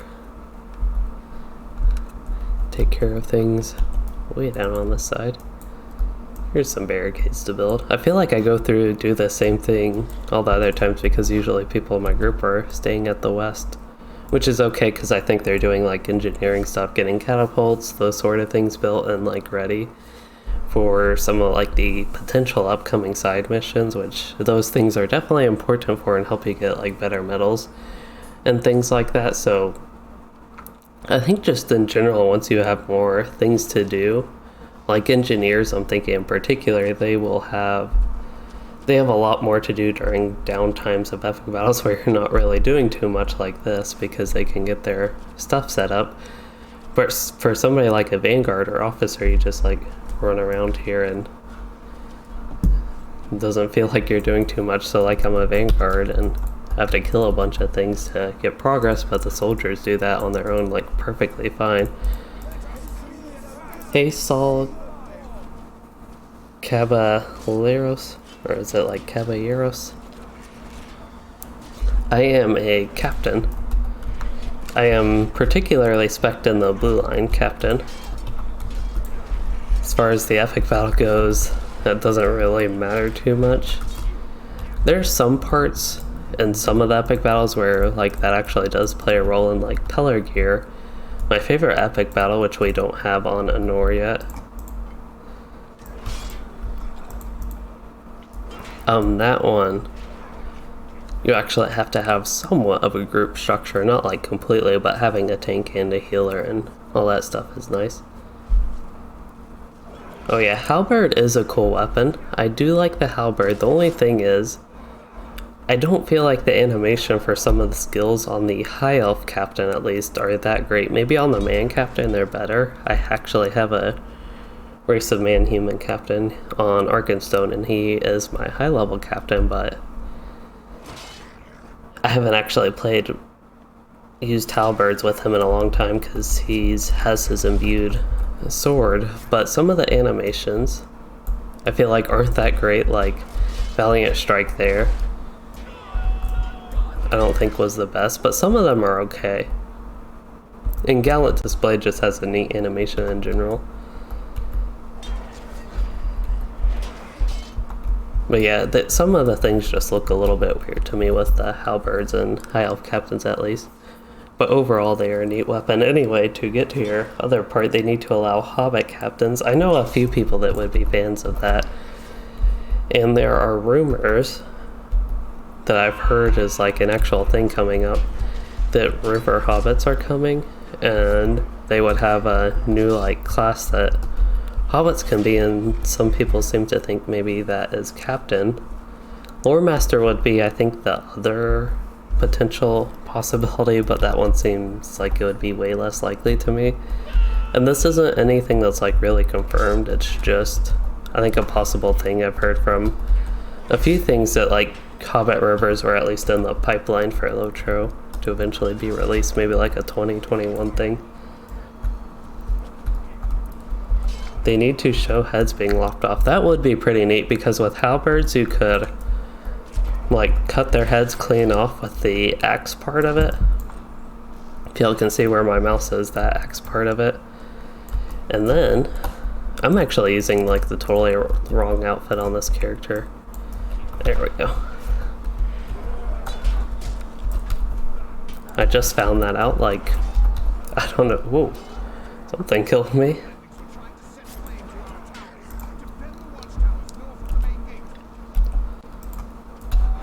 Ooh, so dying teleported me almost there. I was on the far east. So this is Watchtowers. This one is one of my favorite side missions, to be honest. But yeah, you could cut the head like clean off with the axe part of the halberd and then stab the head. And you basically get your orc head on a pike, but on your halberd instead. That would be pretty neat. It's a little bit gruesome for LOTRO, but it is a game where you kill enemies, so yeah, Lore Master Hobbit would be pretty funny. It just doesn't make much sense. So once enemies coming, I think one more person's coming west.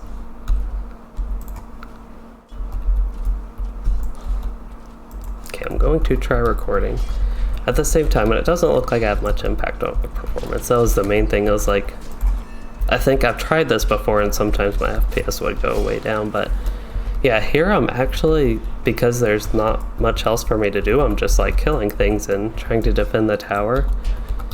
I do need to occasionally heal the tower, but yeah, otherwise I get to focus on healing and killing orcs, so this is exciting. I feel like I actually get to do captain gameplay. I feel like I'm actually playing the game now. So the saboteurs, they are the important one. We can get rid of the medium black powder cask. I don't know if I can do it quick enough on my own though. We'll see. Yes, I did defuse it. Well, it looks like we have the other captain here as well, so that's neat. So it is good if you start fighting the enemies like way over here, even though you have to defend the tower. If you like start fighting them earlier, you can get their morale down more by the time they get here.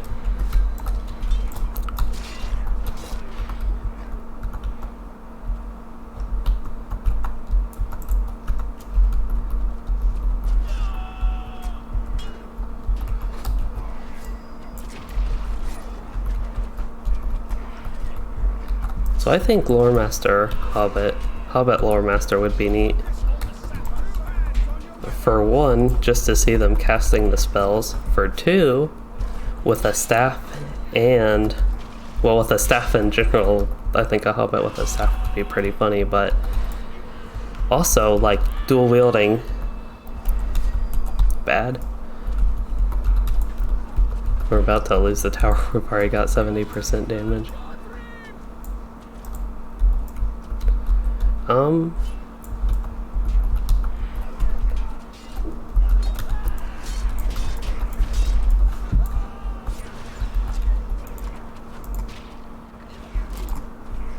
Yeah, I don't have anything I can use. Yeah.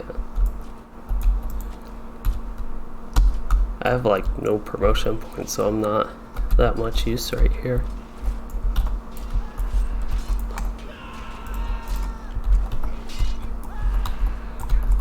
My Runekeeper at least did damage, but this character is very weak too.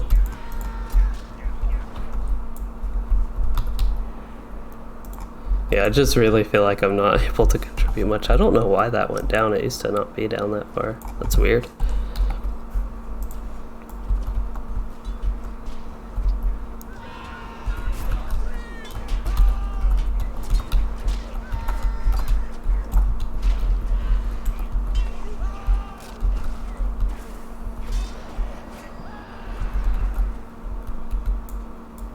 Yeah, back to the Lore Master Hobbit. Anything, I think, just with them with magic, like anything tactical is weird. I guess they can be minstrels. I think hobbits can be minstrels, right? That's like the closest I would say to magic that they actually get. It would be similarly weird with Runekeeper, but actually I think Lore Master would be more kind of funny and just off for a hobbit. Oh, looks like we got a nice catapult. I was actually thinking huge catapult, but it says it's small. So yeah, that is the side mission. That one I think is fun just because there's a lot to do, but it was honestly not as good on the captain Because my Runekeeper is also pretty low rank. He's like a rank 1 engineer, so I can do a little bit of stuff and help contribute. But he actually does enough damage that when I attack the mobs, I'm actually contributing by killing them a little bit. Okay, yeah, I thought there were Hobbit minstrels. I didn't know if I was going crazy for a second though. Because I don't really play Hobbits and also don't really play minstrel that much. Minstrel it's one of the classes I've actually been thinking about making a new one finally on a Norn.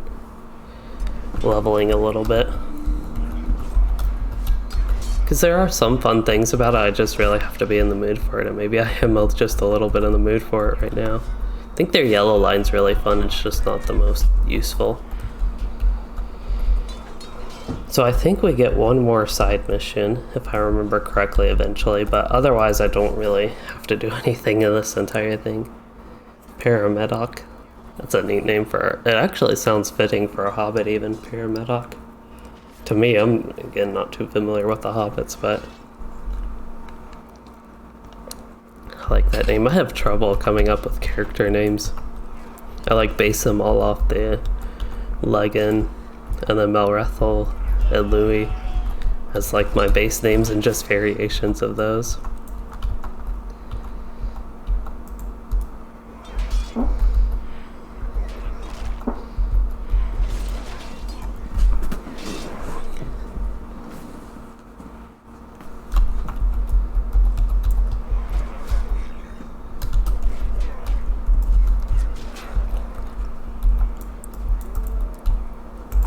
Yeah, it's kind of unfortunate with the epic battles. Just thinking more during this period, I feel like they would be a lot more fun if you actually felt like you had to fight the enemies. So this is War Machines.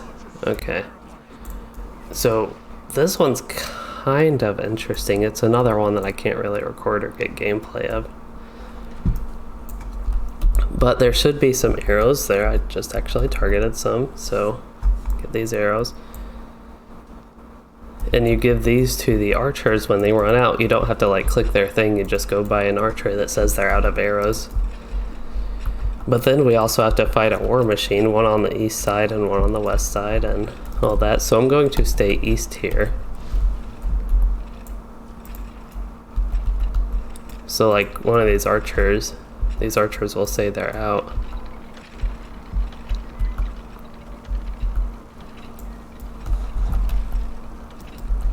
Make sure there are enough people just when I open the map that are on like west/east, good mix. But yeah, I have arrows, I'm just waiting for somebody to run out. Otherwise there is a war machine coming up on the west it looks like, so I can help take that out.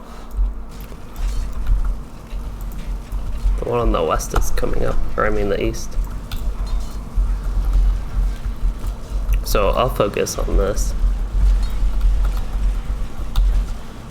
I actually feel like my healing, I'm taking damage, so I feel like I'm actually doing some healing, contributing.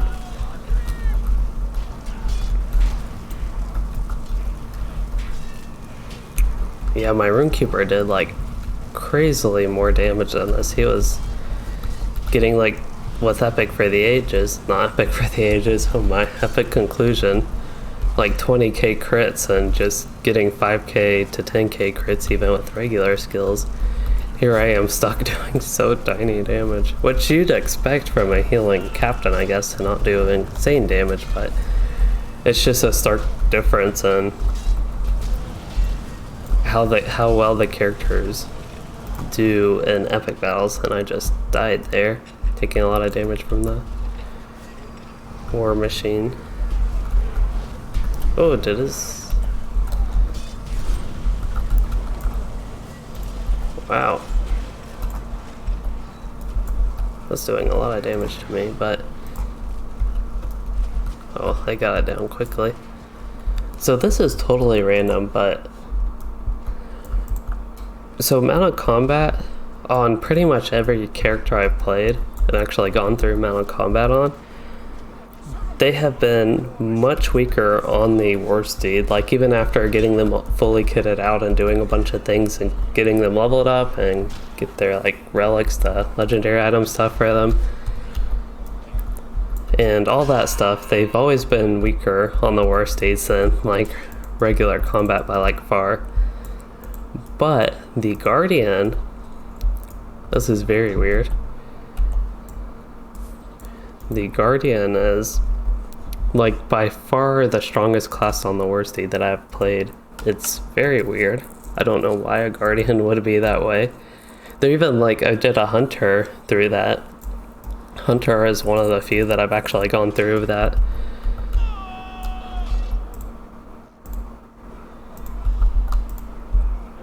Yeah, it's weird. Somebody was talking about how you can heal the structures here, and it is really weird, but a lot of my AoE heals unfortunately don't do it, but unlike my Runekeeper, that's one thing I do in epic battles, is just like try to heal things.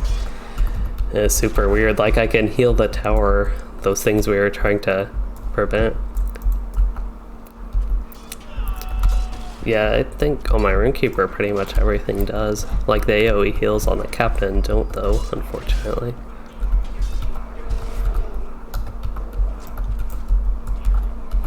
Yeah.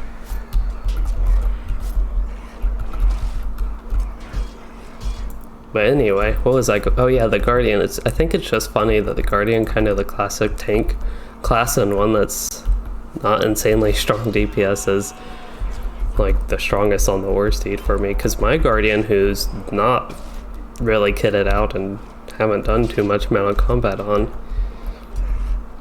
she does like more damage than my Warden, who is kitted out, and my Runekeeper is like partially built on the war steed. And it's kind of crazy. But yeah, that was a totally unrelated thing. I was just thinking about the Guardian when I was healing him and how fast he killed the war machine over here. But on mounted combat, my Guardian is like super strong.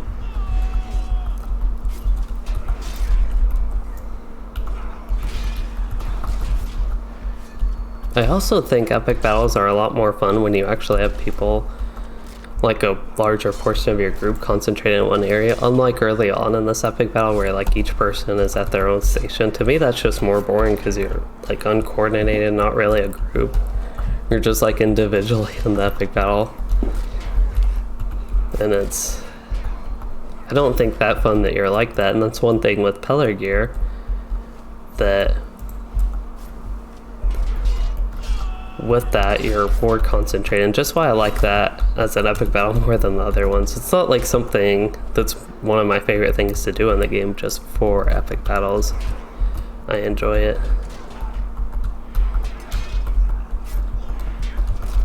So you said probably a temporary Guardian glitch. That is possible, but it's been that way for a long time on my Guardian, and I've heard other people say similarly that their Guardian is like strong. I don't know if it was something that's like unintended and maybe something that happened more recent with just like general balance changes to the game, but yeah, I like one-shot mobs, mounted enemies, a few levels above mine on my Guardian. And again, I don't have anything built up on the mount with that. It was like even my first time on the war steed, and using it, I somehow one-shot a mob, and I was like totally astounded that that was possible, when I have to get pretty lucky on my Warden to one-shot something a few levels below me, and my Runekeeper still hasn't actually one-shot anything. Do elf captains get any cool sidekick minions? No, they are the same ones as the regular race of man captains, but I think you can get different ones through like different things. I don't know exactly how, but I thought you could change like what your banner guard looks like. Of course, right now I have using my archer who doesn't have a banner. I probably should use one, more useful one with a banner. So let's see what the other captain is using. I think the other captain is not even near me, so it doesn't matter. I will use the mitigation one then. Actually, I'll use the damage one. Don't really need mitigations here.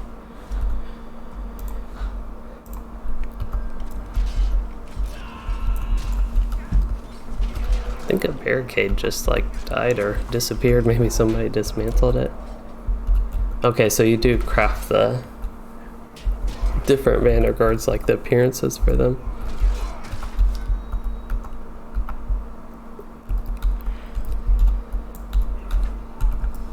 And hello, Marcus1632. Thank you for that tip about that. I probably should do that on my captain, get something more interesting than just like the servant looking man.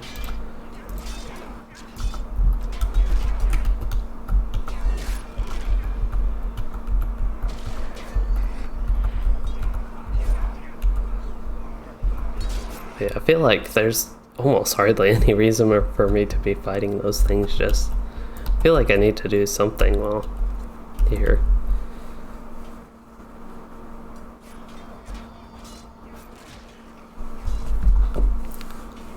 Look at my inventory a little bit. Oh, so I have tanking gear on this character too. I forgot about that.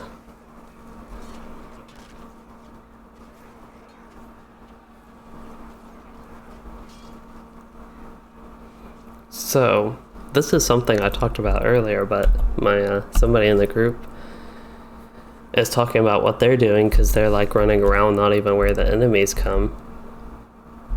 And what they're doing is like setting up their engineering stuff while there's really not much to do here. And that's what I talked about earlier. That's like, it seems like they have more to do. Oh wow, Journeyman Taylor has 7 different health the banner appearances. That's kind of crazy. I do have to look into that a little bit more because I thought you got those like through maybe an item or something like that. I just wasn't familiar exactly what. Oh, I don't even have one on this character. I don't have like my class item on this character. That's a little bit embarrassing. Just a little bit. So I think we're done with this. I don't know if it's going to actually finish because enemies are done.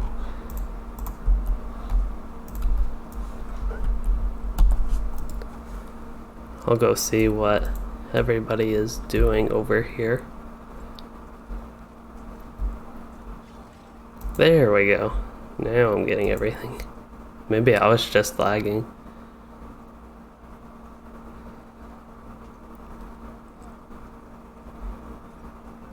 There we go.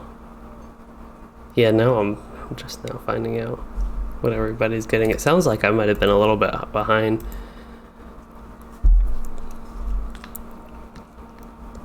But yeah, we are good to leave, and that is the epic battle. We already finished, for anybody maybe just coming in, we already finished the Moria instance. We did Fil Gashan. What did I put as a title? Oh, I did Fil Gashan Moria instances on Beorning tank. Okay. Yeah, that is less accurate with the epic battle, but still did that. Did a lot of like tank talk during that. So Solly, you just started playing LOTRO yesterday. How do you get one of those companions carrying a flag around that follows you? So that is if you're a captain class, you will eventually get a skill, I don't know exactly what level, like Call to Arms, Herald of War, I think is the first one you get. And if you do play a captain, it's again only a captain thing. They just have those, it's part of their class. Other classes do not have them. Lore Masters are the only other class that have pets. They summon like animal pets. But yeah, that's how you do it on the captain. And then you can use like your Song Brother, Shield Brother, Blade Brother, or whatever skill on them when you're solo. So anyway, I haven't really been ready to wrap this up. We've been going 2.5 hours. That's actually pretty long. But it sounds like we're about done with stuff. I'm just going to look at the gear I got on this character real quick. So I think what I will do is go to Mithrander. And then maybe switch back to my Beorning and get a little bit settled on him and maybe turn in the quests and some things and just finish up on him and get this stream wrapped up.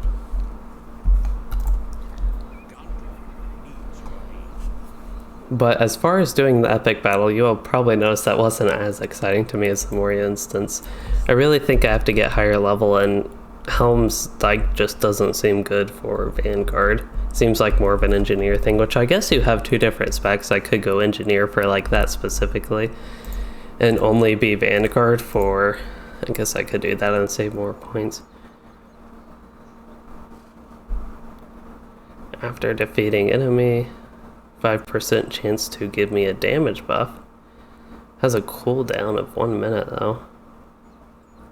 Is that a passive thing? Empowerment? Kill streak. Guess getting an active skill would be good, but I'm not entirely sure. I'd have to go back into that big battle. I already have Rending Bark. What does this do? Oh, plus kill streak maximum. Oh, that increases the amount of kill streak you can have. I don't know why it still shows Rending Bark, because that has nothing to do with Rending Bark, really. Or maybe that's like my kill streak. I guess Rending Bark is the kill streak thing I have active, and this just affects the kill streak, so that's why it shows it. Anyway, I will... How about do that?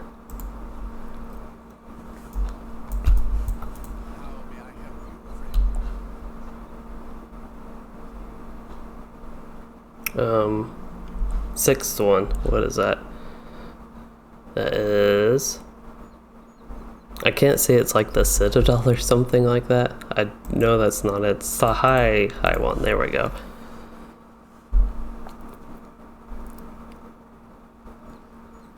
Okay, so you're playing Hunter Saul.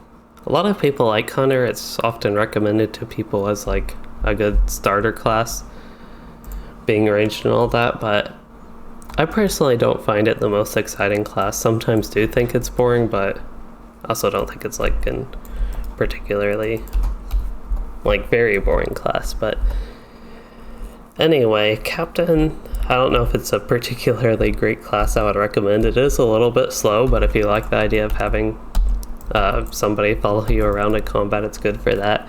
The main thing with Captain though is it's really good for group content if you like playing with groups. Just for solo it's a bit slow, and it really shines because it buffs groups and things like that.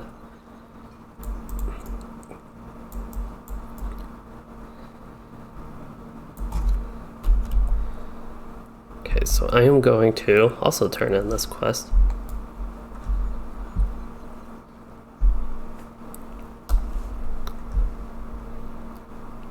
So I'm still in the group, but I think we're actually done doing content. They're talking about some upcoming things, and potentially on this character I'm thinking about running like Karn Doom, and it sounds like maybe doing deeds. Just like more things going on this week that would be possible to join, but I also have to, or like really want to fit in Louis Den a few times in the upcoming weeks. But just got a lot of things to do in LOTRO, which is good. I also think if I just kept doing one thing over and over, like if I was doing Louis Den every evening,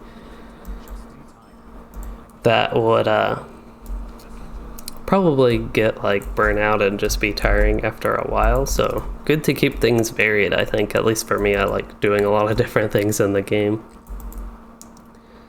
But yeah, it's just like, I guess a little bit about why I don't like keep playing on Louis Den, even though I'm enjoyed Mortar War Siege and I'm very excited to continue that.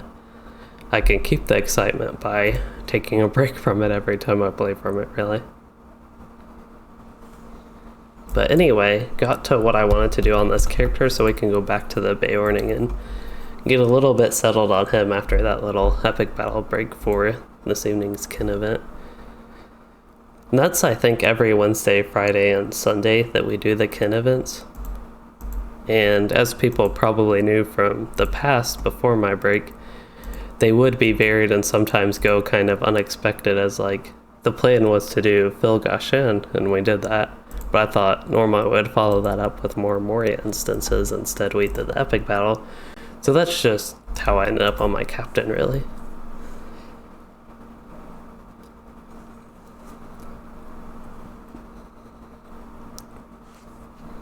Yeah, thanks. Okay, so it sounds like people are disconnecting here, and I can take my headphones off, that means, and get wrapped up with this. So just a little preview of upcoming content. Tomorrow I will have both a video and a stream, so that's exciting.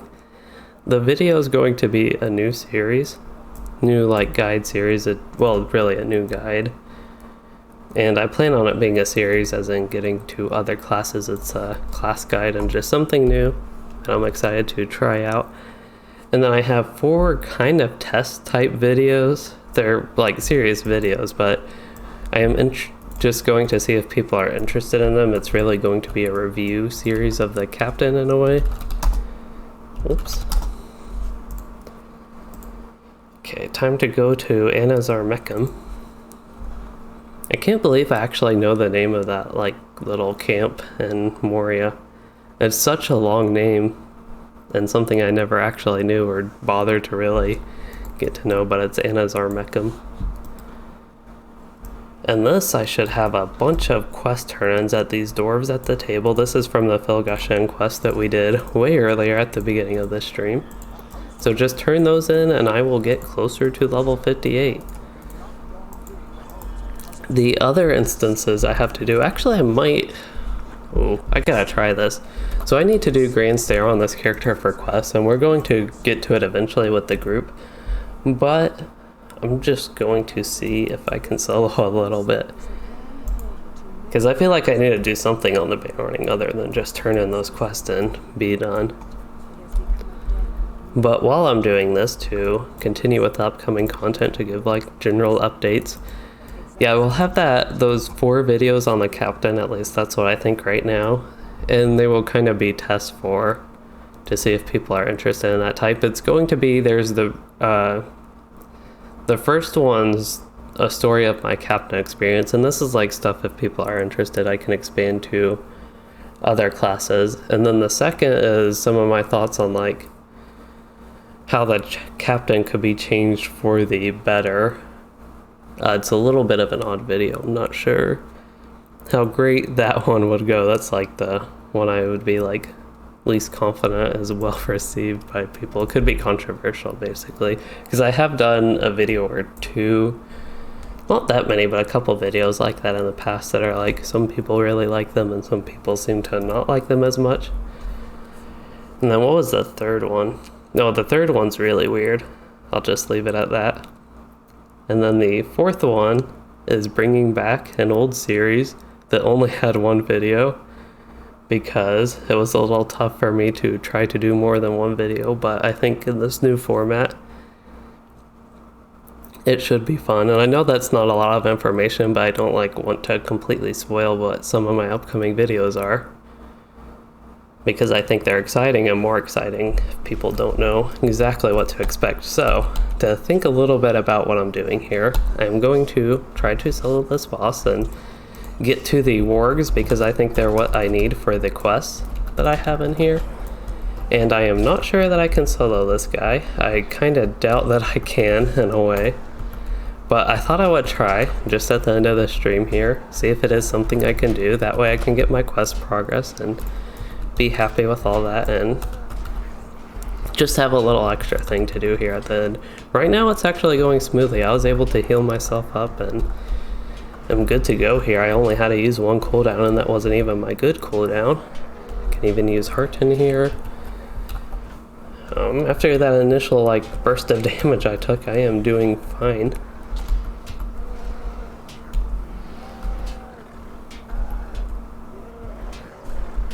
Oops, I did not mean to use my AoE force time. I was trying to go all the way to 9 for Grizzly Cry. But yeah, this is one thing with the Beorning tank that just showcases, I guess, that they are good at soloing difficult content. This is like a level 58 instance that I am doing at level 57 and handling fairly fine. The first boss, I mean, this isn't like an amazingly difficult boss. He's pretty simple. The main thing with him is to remove your debuffs, and that I can do pretty easily, and also have potions if I need to do that as well.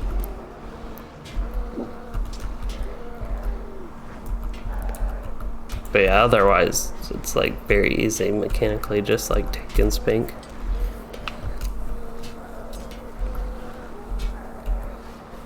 But yeah, I am super excited to be getting back to doing guides. I have kind of the first two tester type ones on my Runekeeper, and then I'll get moving to other classes. I kind of feel like after a while I'll get a system down that helps those go faster. Let me double check what the quests I have, the ones I need to do. So High Peak Trainers, these are riders, that's a lancer. Warg Riders, defeat the leader of the Warg Riders, so I need to defeat the Warg boss. Oh, that's going to be tough. I do need to kill these mounted goblins. These are probably tougher than the boss, to be honest. They're really annoying, for one. And even when we like had a full group, we have wiped a couple times on these type of mobs. Not necessarily this fight where there's just two of them, but we have wiped when there's been a group of these Warg Riders. Stun there. Yeah, they're just like generally annoying anyway. Kind of like mounted combat enemies. But even though they aren't technically mounted combat, they do have some characteristics with that. I don't have my corruption removal. I use that in rotation just as a filler because it's good for that, but here you sometimes actually do need to remove corruptions.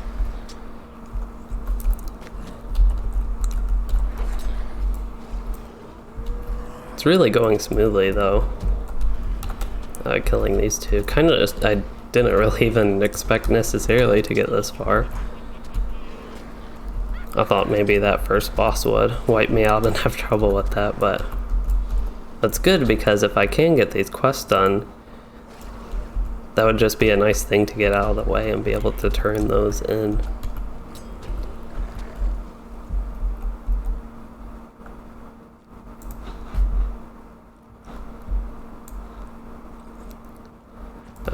I was kind of hoping I could just run past those, but there are the two stealth goblins here that I have to deal with.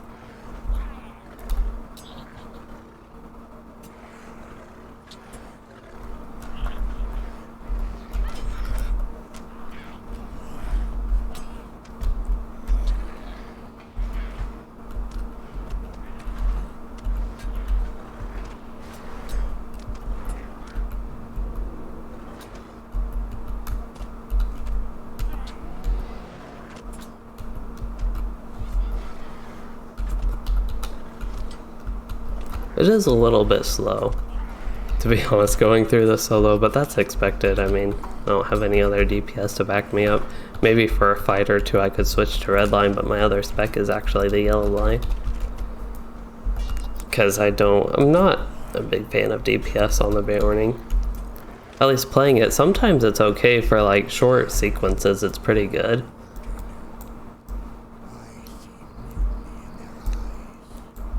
But after a while, just some things about it get annoying, mainly with the wrath consumption and that you're mostly in man form. And here as tank, I'm mostly in bear form. I go out of man form sometimes for the force taunt from biting edge, and then guarded attack also does give me a physical mitigation buff. When I am in man form, I try to use that, but the main things are actually mending verse. Mending verse is the Runekeeper skill. This is called Hearten on the Beorning. It has a kind of a similar icon to Mending Verse. I think there's something slightly different, maybe that little plus near the top in the middle. But there is something slightly different, I think, compared to Mending Verse, if I remember correctly.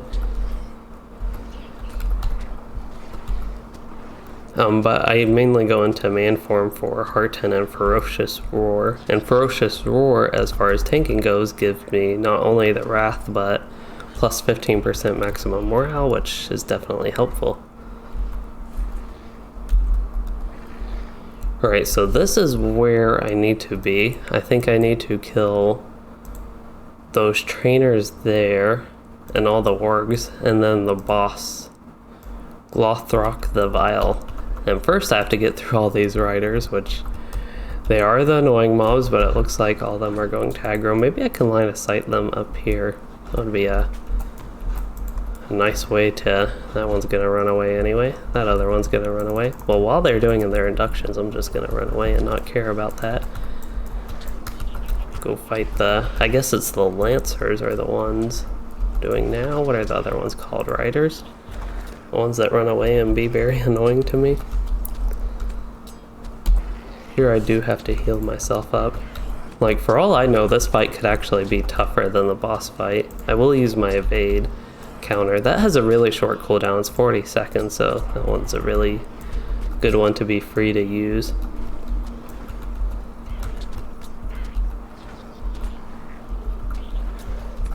I also have potions and a bunch of things to like get my morale up other than my skills, which heal anyway. That is an annoying stun. Fortunately, it was a short one, but still annoying. So who has low morale? This rider way up here? Try to actually focus on one of these at a time. I'm going to fear the one that's down there just to be extra safe, but I really don't expect to have any issues with the rest of this fight. Oh, I don't know why Relentless was cancelled, but that's really unfortunate because it would have done good damage. Have to build my Wrath up again. I guess I didn't mention it, but building the Wrath is another reason to go in man form, which both Hearten and Ferocious Roar do. And just while being in man form, it's good to use those. But yeah, otherwise, that's what I like about the blue line. I mean, is that I stay in bear form, comparing it to the red line, where I'm in man form a lot more frequently, and it's kind of the opposite as blue line, where I switch to bear form for like specific skills. So it's like Relentless and Bash are the two good ones to use. And sometimes you can like weave in Thrash and a couple other skills while in the red line, but usually the primary reason to switch into bear form is Relentless, Maul, and Bash. And just to like compare, for the blue line Beorning, it's Hearten and Ferocious Roar, and then sometimes you use like Guarded Attack and Biting Edge, kind of similar to that.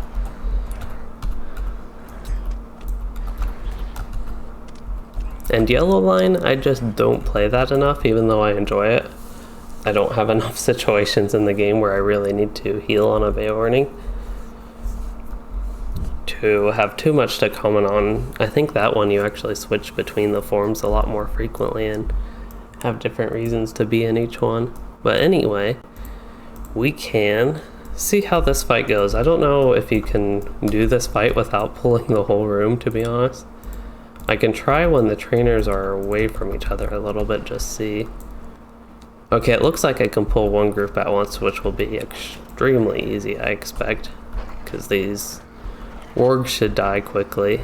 Relentless, and then maybe even a swipe or two, and they'll be down and I can focus on the trainer. Like, I could possibly pull the whole room and be safe if I use my cooldowns. In fact, I'm going to go ahead and pull some more just because it's going to be boring fighting that single guy. I'm going to use my Roar. For the next fight is maybe when I will use Relentless, if I don't take too much damage here and really feel like I need that, because I am actually taking a lot of damage, I guess, when you have all the wargs going on you. Wow. I'll use a potion if I need it, but if the wargs die, I might not. I don't know why I'm like so much into saving my potions either, because I have 87 of them. There's like no point in not using them if I somewhat need them. I guess saving them for later, like I potentially need it later in a fight where it would be on cooldown, would actually be the point. Now's a good time to use Hearten. Use Thing. I'm waiting for Ferocious Roar to come off cooldown.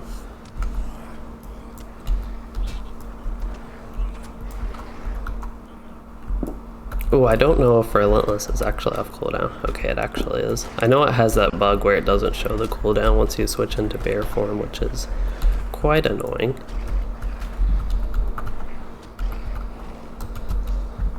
There we go. So I think for the quest, all I have to do is kill the boss now, right? Oh, I also have to defeat Forzunk. Oh, maybe Forzunk is in here? There's Glothrok the Vile. Oh, who is Forzunk?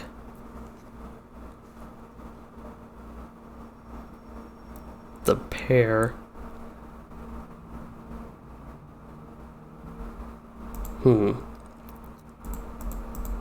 So I've done that. So I need to assist somebody with the Warg Riders. And for the Warg Riders, I need to assist them with Stalkers and Trainers.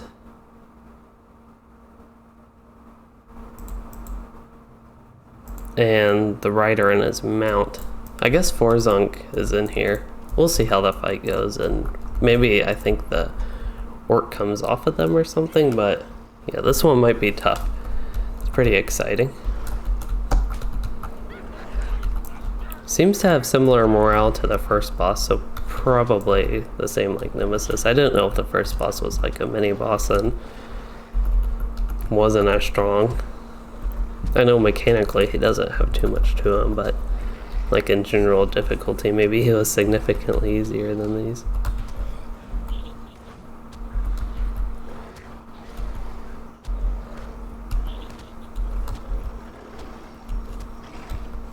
Oh, I was about to remove my poison.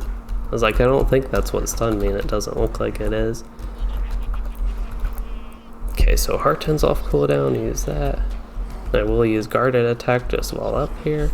Wonder if I keep that at tier 5 decently if I use it enough. Like now it's tier 3. If I really wanted to keep my physical mitigation up, I'd actually go out of bear form back into man form just to use that. And here is where they split, and okay. I will kill the warg first. That seems like a good idea now, just kill the lower health one. Oh, I'm taking seems like a lot of damage. We'll see how long I can keep Relentless up, otherwise I will use a potion if I need it. I felt like I was taking enough damage that I would need it.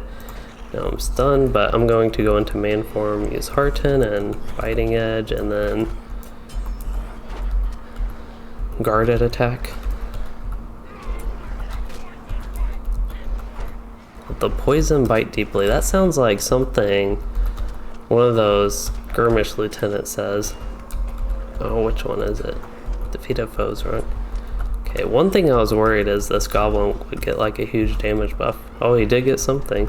Uncontrolled frenzy. I don't know if that is from his warg dying, but I was worried that he would get something like that when his warg died. Just to keep up on things, I'll go ahead and use counter, even though I don't think I need it right now. Ooh, the orgs come. I guess that was a good time to use counter. I'm going to be getting a ton of debuffs here. I know the orgs give all those, but I'll remove what I can with my skill. I don't think it's quite worth using my potions just for those when I have like so many of them.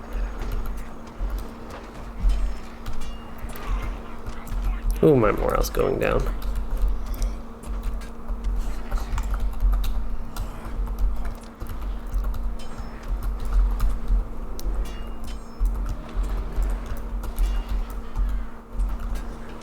Should probably actually slow the damage on him and just try to restore my morale, which now I'm doing. I think with maybe the last set of ads I will use Thick and Tide just to be extra safe, or whenever I need it, but yeah, go ahead and remove some of my debuffs and get this last org down. There we go. That set of wargs went a lot better, but I was ready for more wargs to come. Oh, here we go. So I'll go ahead and use my real strong cooldown. That should heal me and get me up to healthy levels. I also don't have an AoE right now, so extra good to have that right now.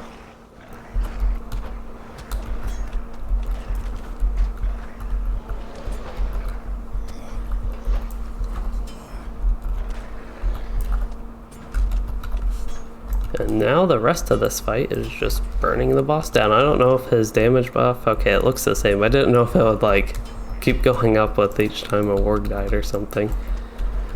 Would be pretty crazy, but it would almost make sense even.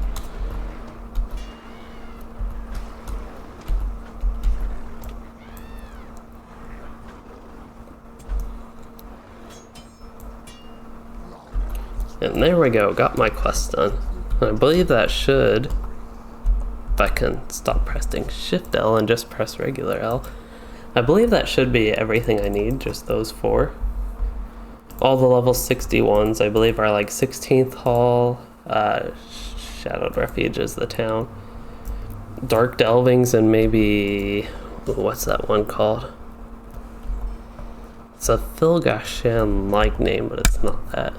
It's the gross one with all the Grod Bogs and that type of stuff. Oh, I guess I can't look at the panel because I'm not high enough level for them. They unlock at level 58. Dwarf make figurine. I don't even want that bad, but I can get rid of something just because I have this I can sell. Make sure I don't sell my new nice gear.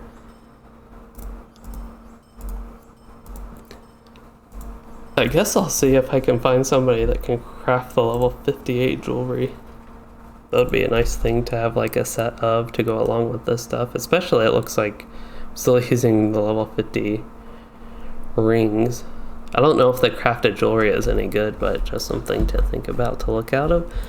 But yeah, as far as this instance goes, that was pretty successful in soloing the first 2 bosses and just getting the org boss done, which is what I needed for the last quest there for the instance. So now I'm like done with the Grand Stair instances. I still have quests for the next like 3 set of instances from the camp at Shadowed Refuge. But I need to take a stable master to, what's that place called? Orc Watch. And I will turn these in, and while I am taking the ride there, I'll go ahead and do the outro type stuff for the stream. So I did talk a bit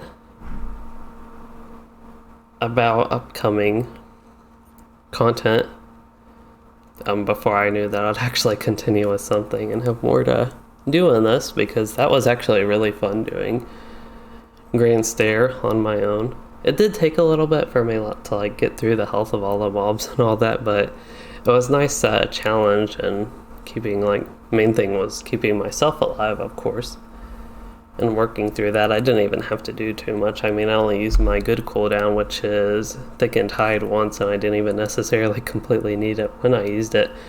But the reason Thickened Hide is so good is it reduces damage taken by 60%, which is crazy, but kind of almost the main thing is that it heals me so much, because every time I get hit, I restore 1% of my max morale. So if they do every time I get hit, if they do 1% of my morale, well then I just restore that right back up.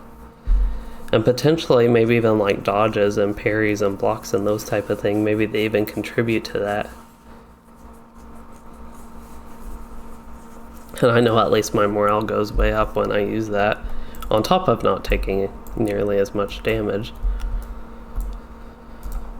Oh no, I have another quest available. Oh, that's probably, yeah, the goat droppings.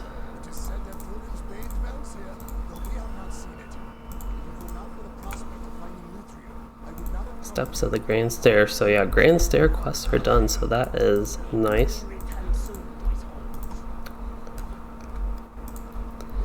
But otherwise, as far as this stream went, I had a lot of fun doing Fil Gashan, and then the epic battle was honestly a little bit less fun to me, but I still had fun doing it and going through it on my captain and talking a little bit about the captain and how it compared to the Beorning, with the Angmar instances. Joining the level progression group with all that. It'd be nice if, so some towns have or reputation factions have where you can get a return to 21st Hall skill. Like Bree, there's a return to Bree skill you can get and barter for. And first off, I'm actually not a big fan of that being a thing. I feel like the classes that can teleport and travel to all the different cities, it should be kept to them. But then there's one like 21st Hall, which is randomly not available to every character, which I feel like should be the way, but it almost makes it a bit odd because there's a whole bunch of different factions where you can get a regular return to skill on any class, and you're almost essentially as able to travel as a hunter. You just have to go through a little bit more steps. And kind of same with Warden, you have to go through more steps compared to Warden and Hunter, I should say. especially as a Warden player. That's the one I should talk about first, with like Wardens being able to muster everywhere. A Hunter can, it's just Hunters can port other players. But anyway, just some random notes, I guess, towards the end of this. As far as this stream goes, I hope you all did enjoy it as much as me, and especially with all the tank talk in Fil Gashan, as trying to get through that, doing the stealth run, and going through the bosses, then going back and killing all the orcs. That was pretty fun. And if you did enjoy the stream, please consider liking and subscribing for more, or joining the channel as a member to support the content. And thanks for watching and joining, everyone.